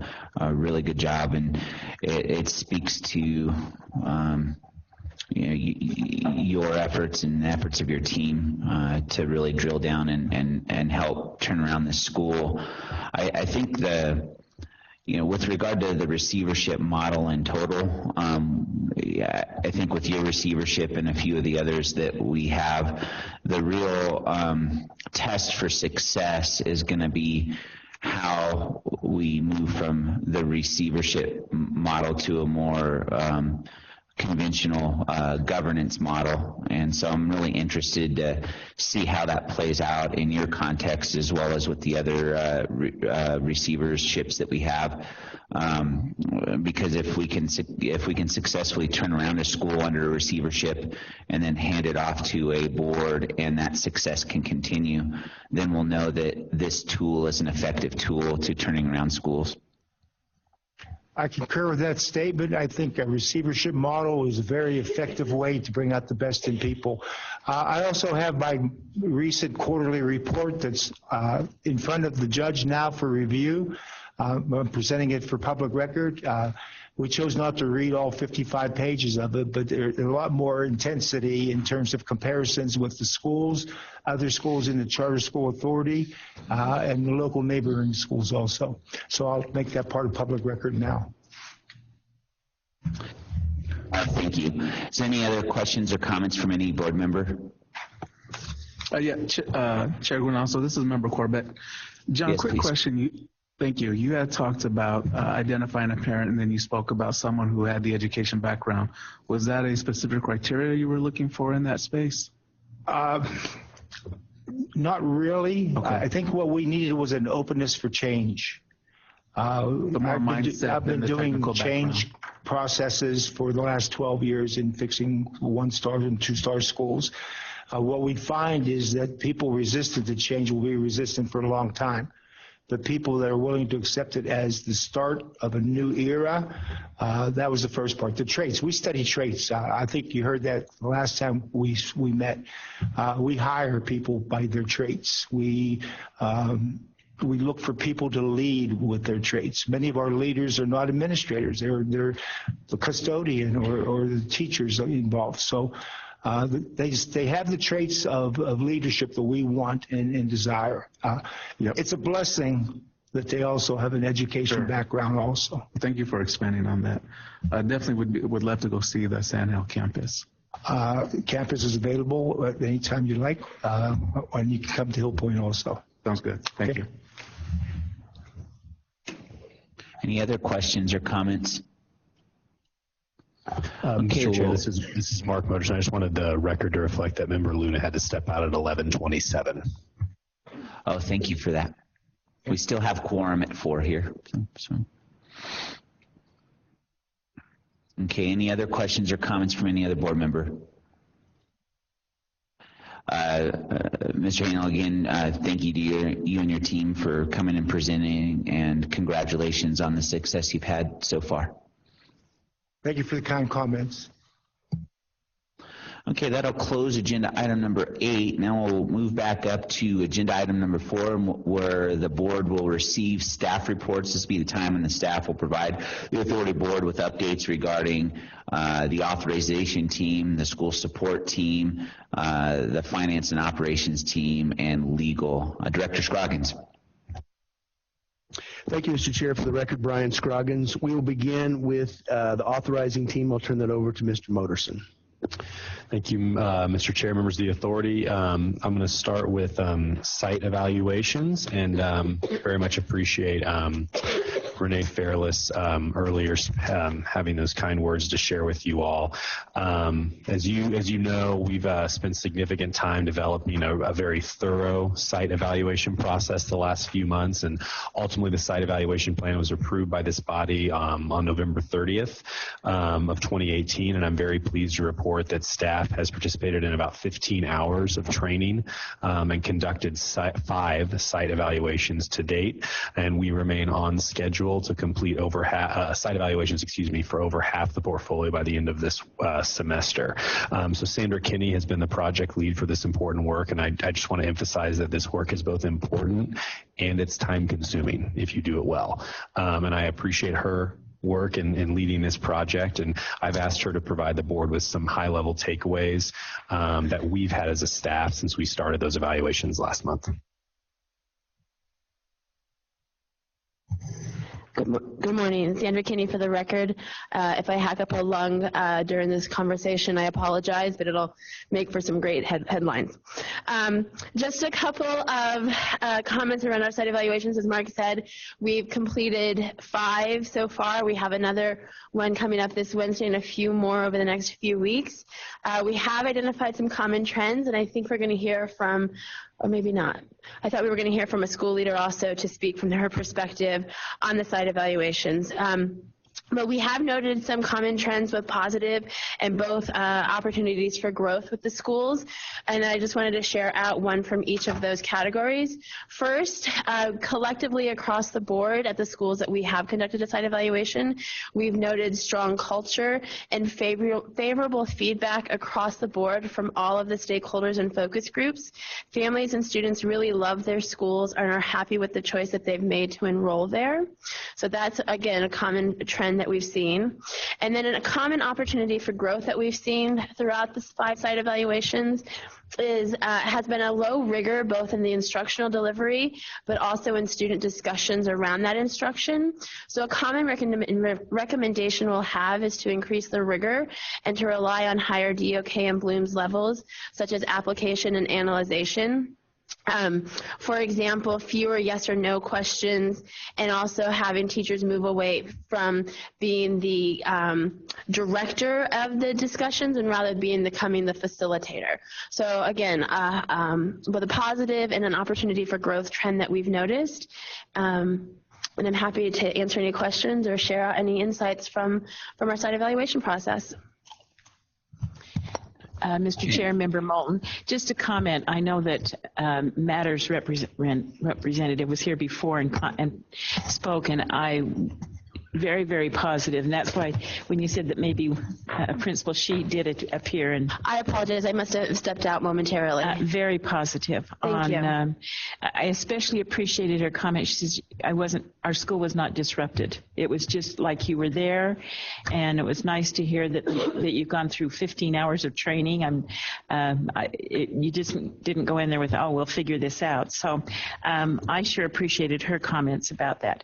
And my own view of the few schools that I have visited is that I've felt that strong culture of families and appreciation and love for their schools, which is what you want. You want that school to become a community of the families. So those are just some comments I have. I appreciate that, and I apologize. I must have stepped out momentarily when Renee spoke. But one of our goals is to be pretty much flies on the walls and not disruptive. As a former teacher, as a former school leader, we know what it's like for students, for staff, for everyone in the building when there are external guests, and we want to be mindful of that and really be present without being intrusive.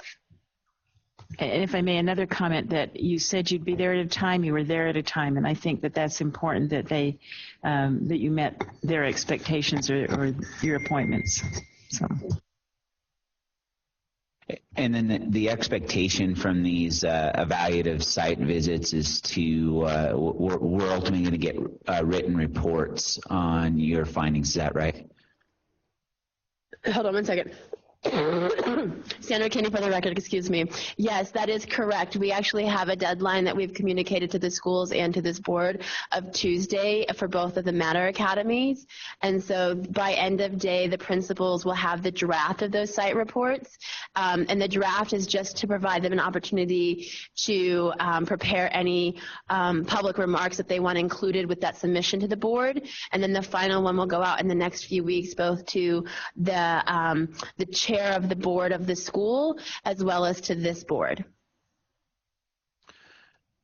Great, thank you for that. Well, all indications are that these evaluative site visits are going well. I'm eager to see how the reports turn out and to be able to learn something substantive about our entire portfolio as we look at each of the reports that you're able to produce that arise out of these visits. So thanks for you and your team's good work. Thank you.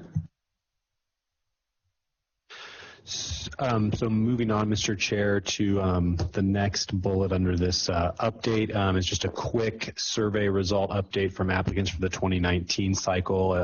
The board will recall that we attempt to follow up with all of our applicants that submit a notice of intent but do not submit a full application, just to try to dive into the details about what happened. Did they just run into some planning issues? Was there a barrier that perhaps they could have overcome with more support? Unfortunately, we've had a very limited response thus far. We've sent out about 3 emails and even had phone calls with some applicants to try to get their feedback, and we're continuing to do so, but I wanted to just share a couple of insights and takeaways that we have. So we're beginning to see from applicants, as we do sometimes an anecdotal feedback, that while they know the process is difficult, they need to establish benchmarks for themselves internally to work into the timeline that's codified in regulation, so they aren't stuck with finalizing one of the many moving pieces of a application near the end of the deadline because they can feel rushed. And so that is not surprising in my experience as an authorizer, but it was reiterated.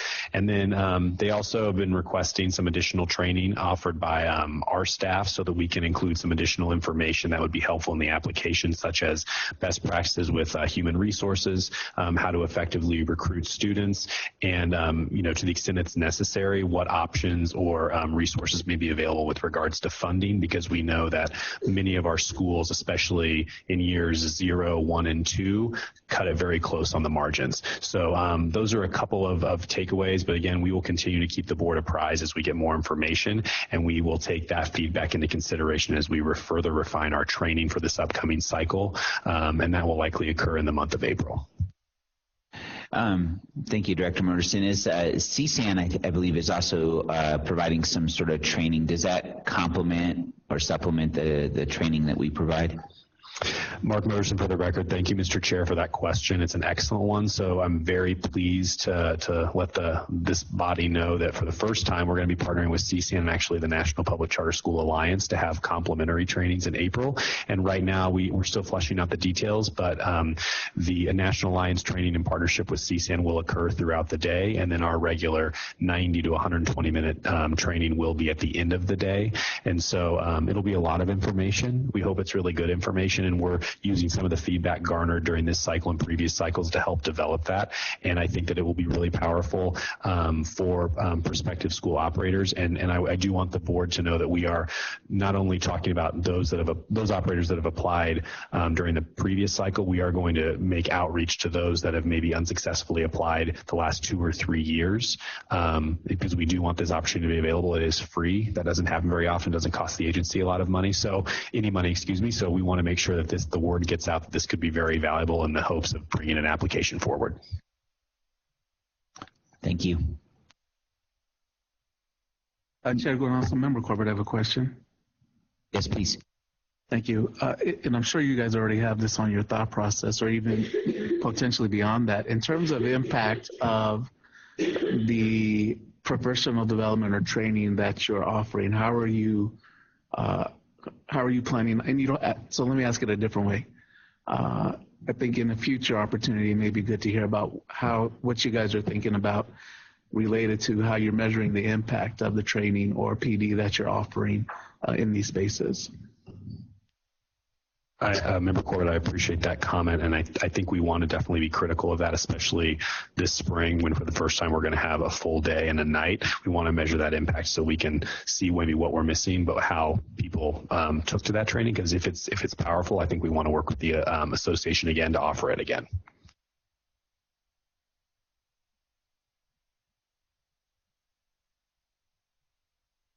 If there are no other questions, I will move to the third update, which is regarding the performance framework. As this body's aware, staff has begun the process of overhauling the authority performance framework, and this is, of course, not the same as the Nevada School Performance Framework, but we want this to run in parallel with the NSPF and certainly not contradict that data. And so since our last board meeting, I'm very pleased to report that we have held 3 90-minute listening sessions to gather some initial thoughts and input from school leaders. There were by our count, at least 18 different individuals that attended these sessions, some of whom attended more than one, and there was very good conversation about what they would like to see in the performance framework. And I'd like for my colleagues, Dr. Ozdemir and Mr. Dang, who oversee the academic and organizational components respectively, to provide some high-level takeaways of the input that was offered. And I'm going to ask Dr. Ozdemir to start by just providing those takeaways for the academic section, and then I'll have Mr. Dang follow up with the organizational takeaways.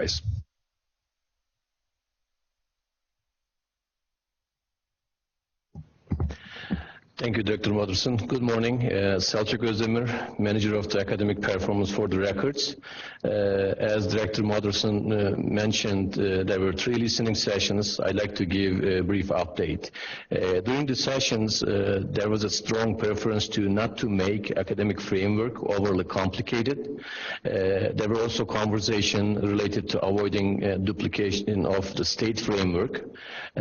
Also, participants were agreed not to duplicate an SPF, the star rating, but look for measures that complement and align with this information. Attendees also discussed English language learner students and the need to find a way to measure the progress of the students over years. As a next step, we ask attendees if they're interested in to participate in working groups. Now, myself and my colleagues, Michael Dang, will be working on creating working groups for the academic and organizational framework. This completes my brief updates. I would like to turn it over to Dr. Moderson if he want to add something.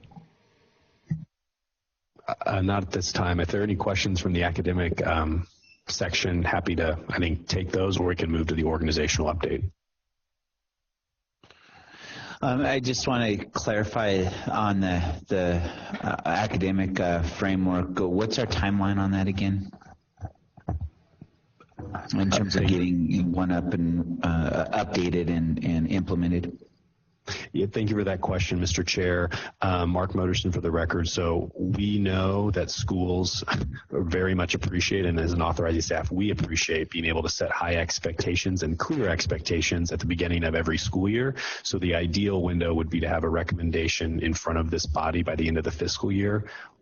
June, I would hope. If we have to go into July, I think that's fine, because I don't think we have any schools that start in July, but my hope would be June to bring a recommendation forward so that if approved, every school in our portfolio understands the expectations heading into 1920. Thank you.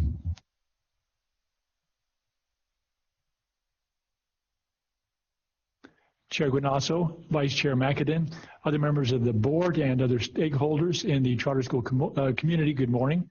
My name is Mike Dang, and I manage the organizational performance and the financial performance frameworks for the SPCSA. The purpose of my remarks is to provide additional update information on core elements of the organizational performance framework at this time. Today, generally speaking, there seems to be agreement, as my colleague referred to, or understanding among the charter school leaders participating in our listening sessions that our measures include, with respect again to the organizational performance framework, best practices measures, such as from a review of key elements including educational programs, financial management, and oversight processes.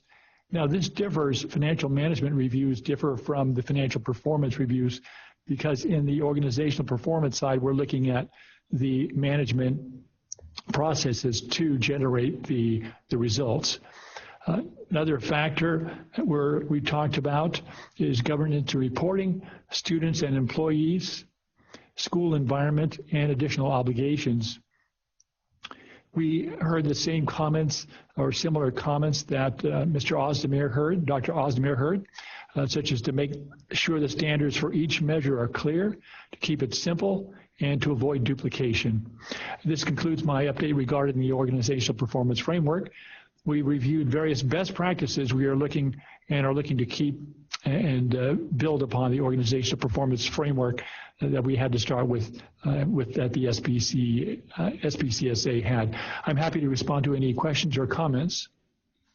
And if I may, Mr. Chair, I would just conclude the remarks from both Dr. Osmer and Mr. Dang by saying that these listening sessions are the first of many conversations. I don't want this body to leave thinking that, oh, we got some input, we're done, we're going to make our decisions in a vacuum. That's not how we want to operate. And I think that not only do we welcome the input from school leaders, we need the input from school leaders to make this effective. And so we are hoping that we have a high participation in one or in both of our working groups. And this will allow us to really bring, I think, robust recommendations to this body. And my hope is that these working groups meet at a minimum monthly, if not more frequently, so that this body can stay apprised of the work being done behind the scenes in preparation for those recommendations. Thank you for those reports. Any questions from any board member on the academic or organizational frameworks? I don't have a question, but I did just want to say hats off to the whole team. I was able to sit in on those listening sessions that Mark referenced, and they just did a really great job of with those. So hats off to everyone. Excellent. All right, let's move on to the next item. I think the financial framework. Yes. Thank you, Mr. Chair. So staff is, as you are aware, making preparations to implement the newly approved financial component of the performance framework for 1920. We recognize that we still have a portfolio of schools that provides us with substantial amount of performance information on a regular basis. And so given that we're in a moment of transition and we aren't going to make formal recommendations as a result of the audits and information we're receiving, we do want this body to just be aware of some of the high-level trends and takeaways we're seeing from the audits that we received before December 1st. And so I've asked Mr. Dang just to provide you all with some high-level updates along these lines. Chair Guanasso, Vice Chair McAdin, other members of the board and other stakeholders in this charter school community, good morning. My name is Mike Dang and I manage the financial performance frameworks also.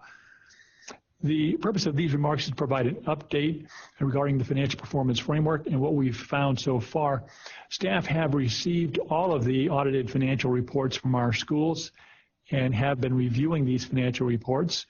In all of the reports, the auditors confirm having sufficient information, positive, and to conduct their audits, and that in their opinion, the financial information they audited fairly presented the financial condition of the school, whether it be positive or negative, in total or in parts.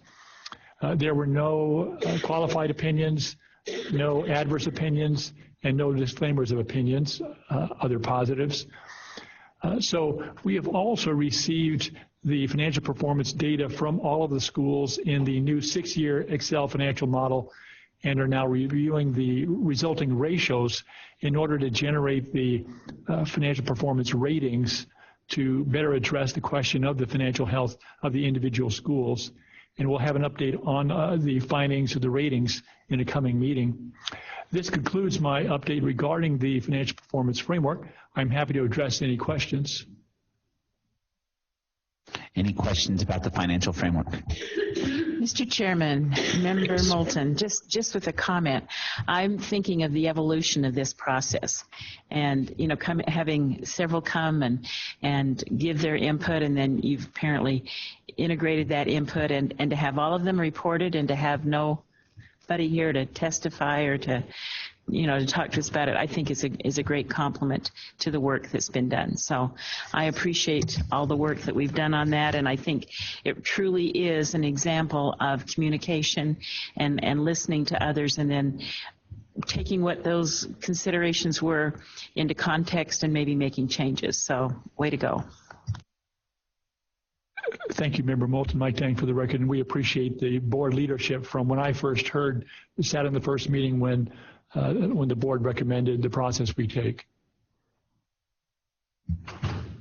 So the final update from the authorizing division is regarding our focus on schools. The board will recall that over the 2018 calendar year, we heard from a few schools on their best practices, and we provided a summary of those during our December 14th, 2018 meeting. And staff and myself have spent some time with Member Moulton to determine the best format for these in 2019, and we've arrived at something similar, but with a twist, if you will. So First, I think we're in agreement that we want schools to share more regularly, unfortunately, just because of, I think, the volume of work that this body had in front of them in 2018. We only heard from 3 schools, and I think we'd like to double that if we can, if not more.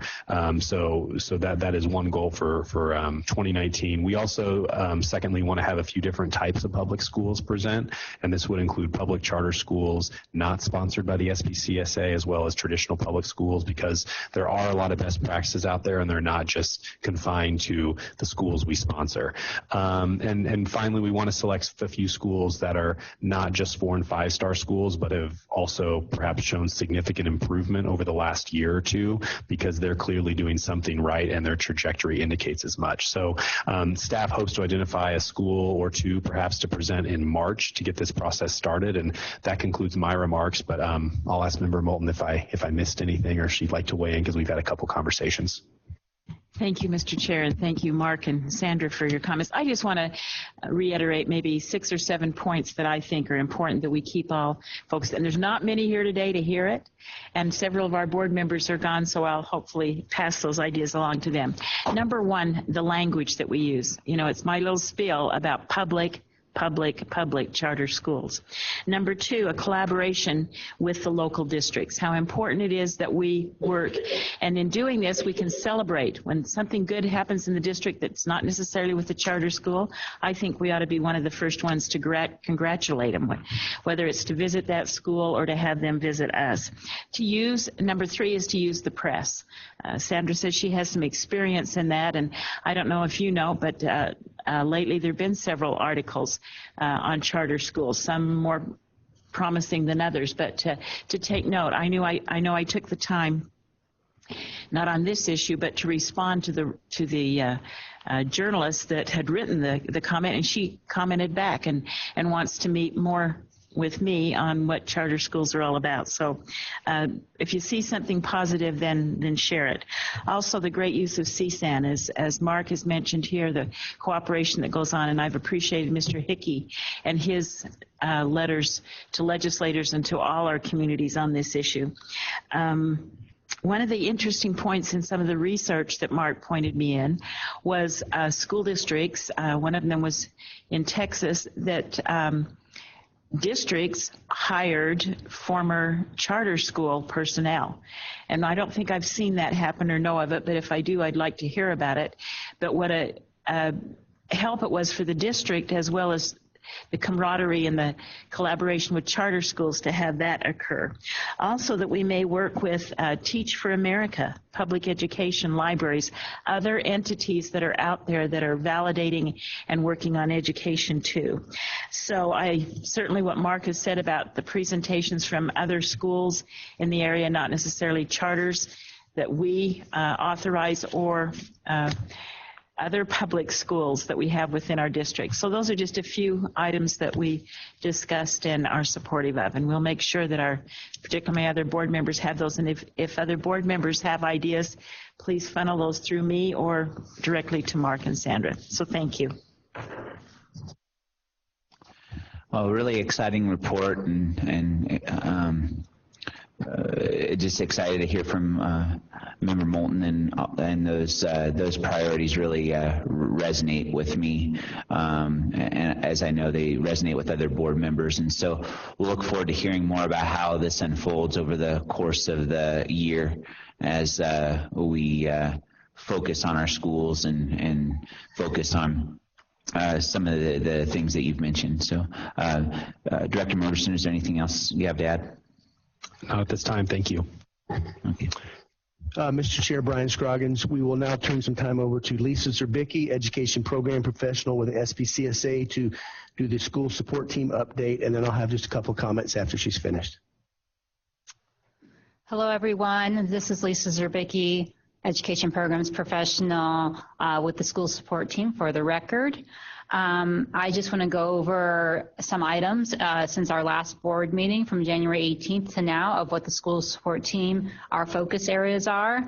We've divided it up really in 3 areas: site visits, conferences and trainings, and technical support.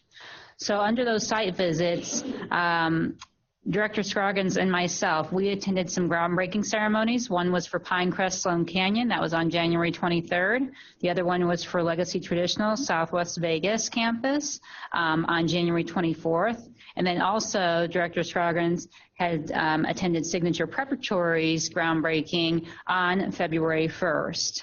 Further, just as of yesterday, I went to the Academica office to provide training to their staff based on their it's 5-year adjusted cohort graduation rate, ACGR validation. That's a task that is due by March 11th for our relevant high schools. And so they reached out to me. They wanted some extra training. I coordinated with Nevada Department of Education, Guinness Kaplan. She presented as well, and that was very successful and went well.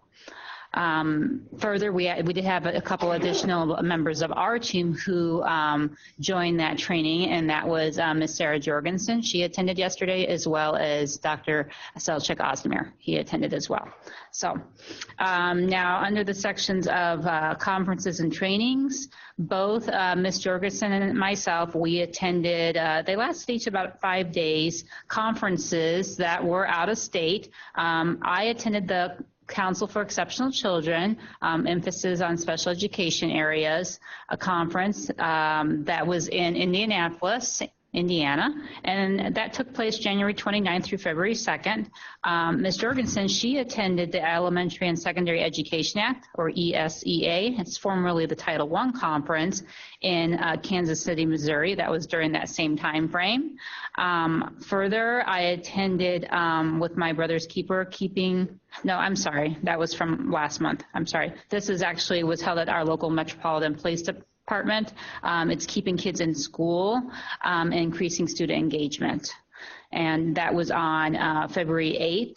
And then also just earlier this week, there was a McKinney-Vento Liaison Conference held in Carson City, Nevada, and Ms. Jorgensen and myself, we both attended that. We are both representatives of the Charter Authority as McKinney-Vento Liaisons for our schools.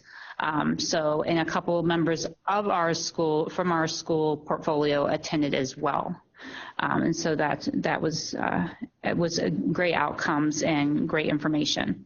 In the third area, technical support, we have ongoing communication when we're facilitating parent concerns, providing guidance to charter schools as it relates to Nevada Department of Education reporting requirements. We're in the mix right now we've been talking with our vendor with the Nevada School Climate / Social Emotional Learning Survey. We've also corresponded to make sure data is submitted in a timely manner under Civil Rights Data Collection, or CRDC. And then further, we are, as this is the testing season for state testing, we're assisting charter schools with DRC Insight and WIDA portals at this time. And just as a side note, the Smarter Balance Assessment Consortium window, it opens February 21st and resumes until May 22nd. So that is, in a nutshell, our report. Does anybody have any questions? Any questions from any board member? No, thank you for that report. We appreciate it. Mr. Chair, as Brian Scroggins for the record, just a couple of additional comments. At the Keeping Kids in School event that was last Friday, in keeping with the flavor of us trying to cooperate with other district schools, and I was invited to give opening comments at that event, as well as the Clark County School District. So we did that. There were about, seems like 400 or 500 people in attendance. It was well attended. Also, as far as site visits, I actually about 2 weeks ago went out, and it was timely that I met with Nevada Virtual Academy and the staff there, and it was a good meeting. Also, just wanted to point out this week, also I was up north and attended the Nevada Preparedness Summit. We had received some some grant money from the Nevada Department of Education to send some of our schools. We had a number of our schools attend, and we received a certificate of appreciation from the Nevada Preparedness Summit, which was sponsored by the Nevada Division of Emergency Management for our participation in that. So again, in the flavor of cooperating with other school districts, we had Roy Anderson, who's the emergency manager for the Washoe County School District. We had Mike Wilson, who's the emergency manager for the Clark County School District. So Washoe and Clark and other school districts from around the state, plus emergency managers, fire, police, all kinds of groups there. We had a school track. So on Tuesday, many of the classes dealt with working with schools and keeping them safe. So again, another opportunity for us to cooperate with school districts from around the state. So it was a good opportunity. Thank you very much.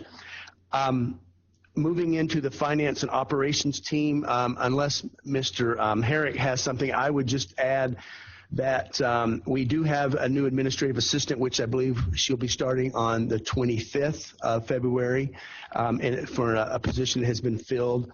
And then again, just as a reminder that we will be doing the budget presentation on February 22nd. So I think that's all we have on finance and operations, unless Mr. Herrick has something else. If not, he can proceed with legal. Just three quick notes for legal. Ryan Herrick, General Counsel for the SPCSA.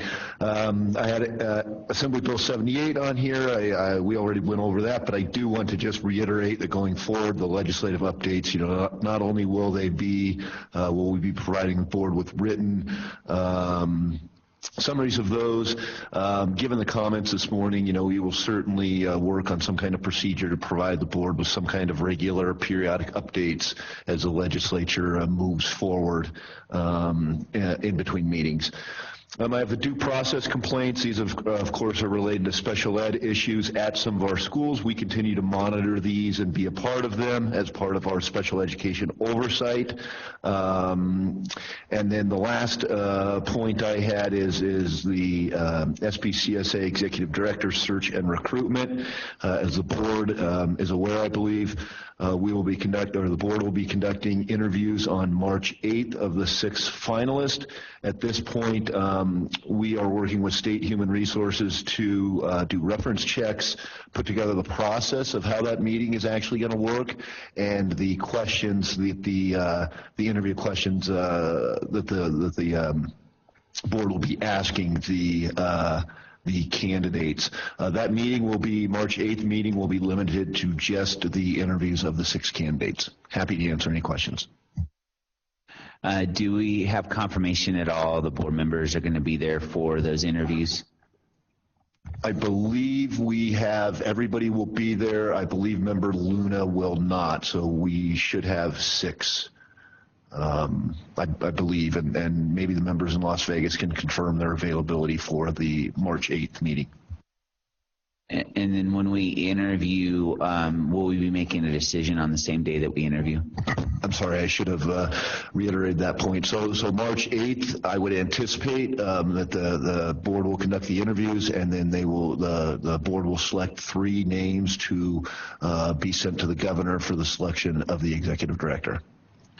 Member Luna is one of our longest serving members of the board and one of the more experienced ones, and so if there's any way we can include her in that process, would like to do that. I don't know what that is, but we'll probably talk offline about seeing what way we can include her. So I'd hate to not have her input on such an important decision for the authority. So I'll loop with you and then maybe call Member Luna and see what we can do to make sure she's a part of the process in some way. So. Any questions about the legal report?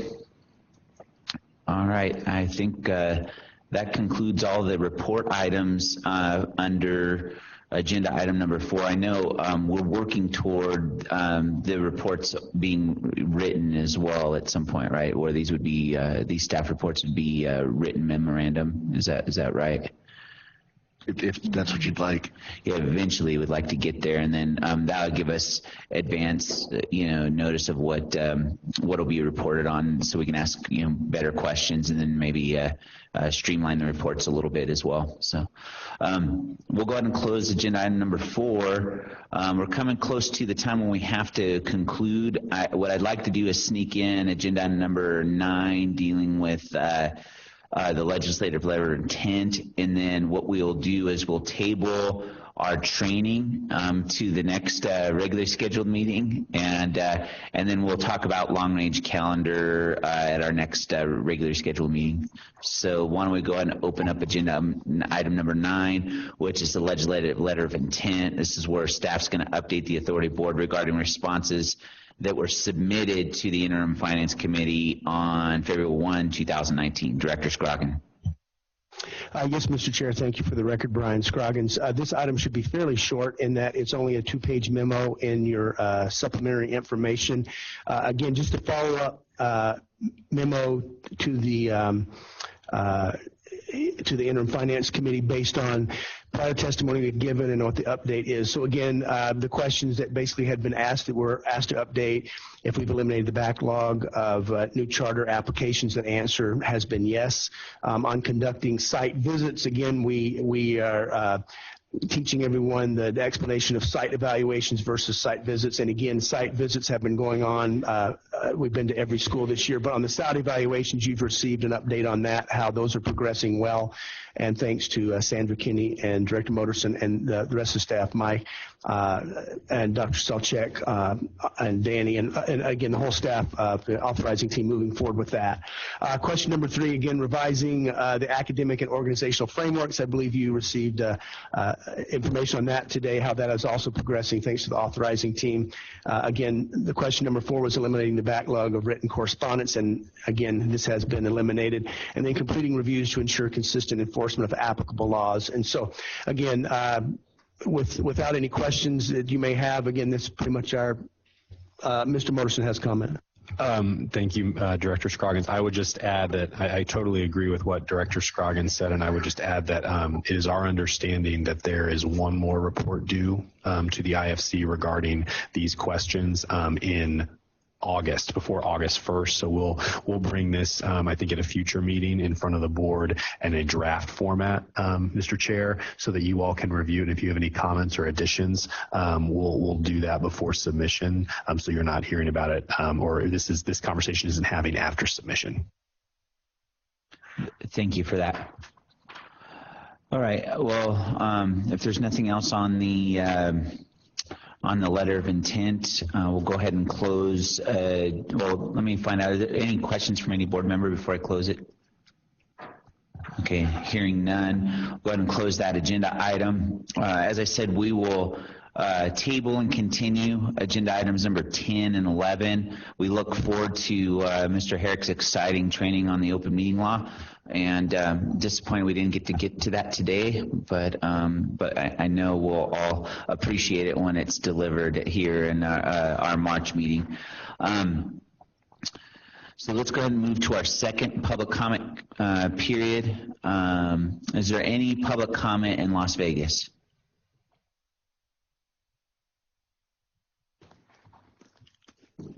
Doesn't look like it. Okay, we have one public comment here, Executive Director Pat Hickey from CSAN. Thank you, Mr. Chairman, and for the record, I am Pat Hickey, the Executive Director of the Charter School Association of Nevada. I want to thank Member Moulton for her kind words about how we're telling our story, and I think working well together.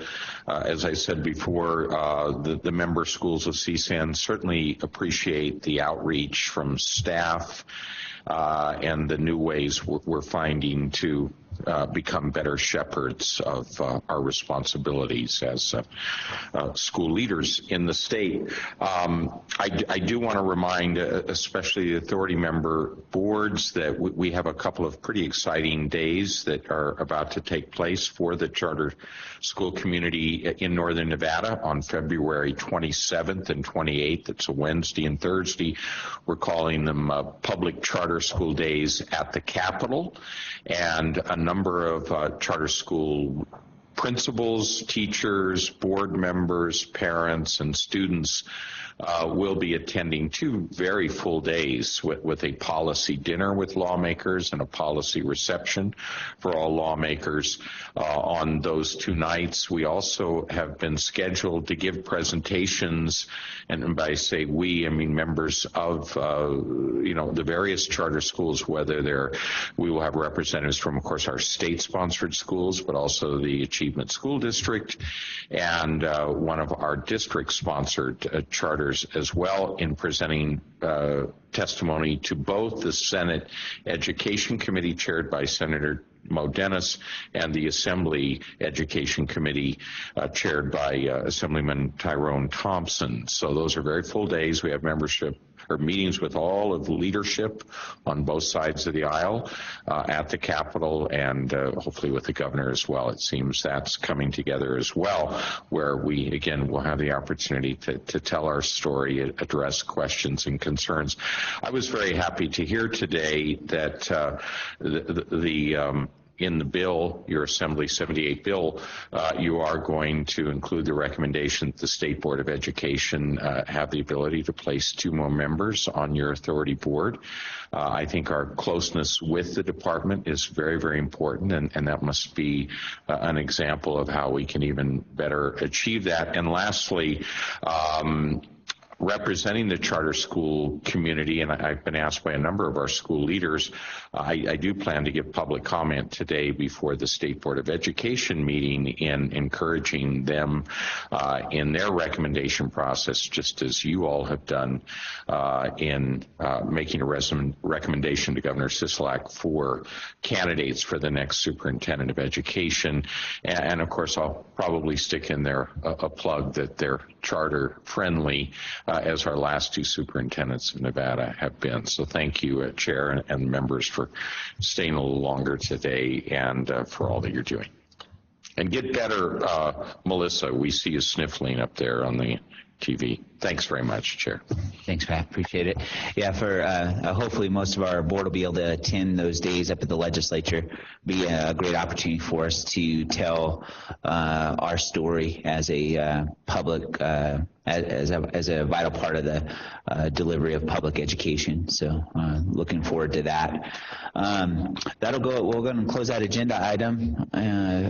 Hearing no further public comment, and want to thank all the board members who are here today and participated. Appreciate your attendance, and we look forward. We have back-to-back meetings in March, so look forward to seeing you then. Probably one of our more important meetings, in that we're going to be picking the new leader for the SPCSA. So look forward to those interviews. Mr. Herrick will provide some guidance as to how those interviews should go over the coming weeks, and I look forward to working with you all to make a good decision for our authority. So with that, have a good holiday weekend. It's great seeing you all. Thanks. And the meeting's adjourned.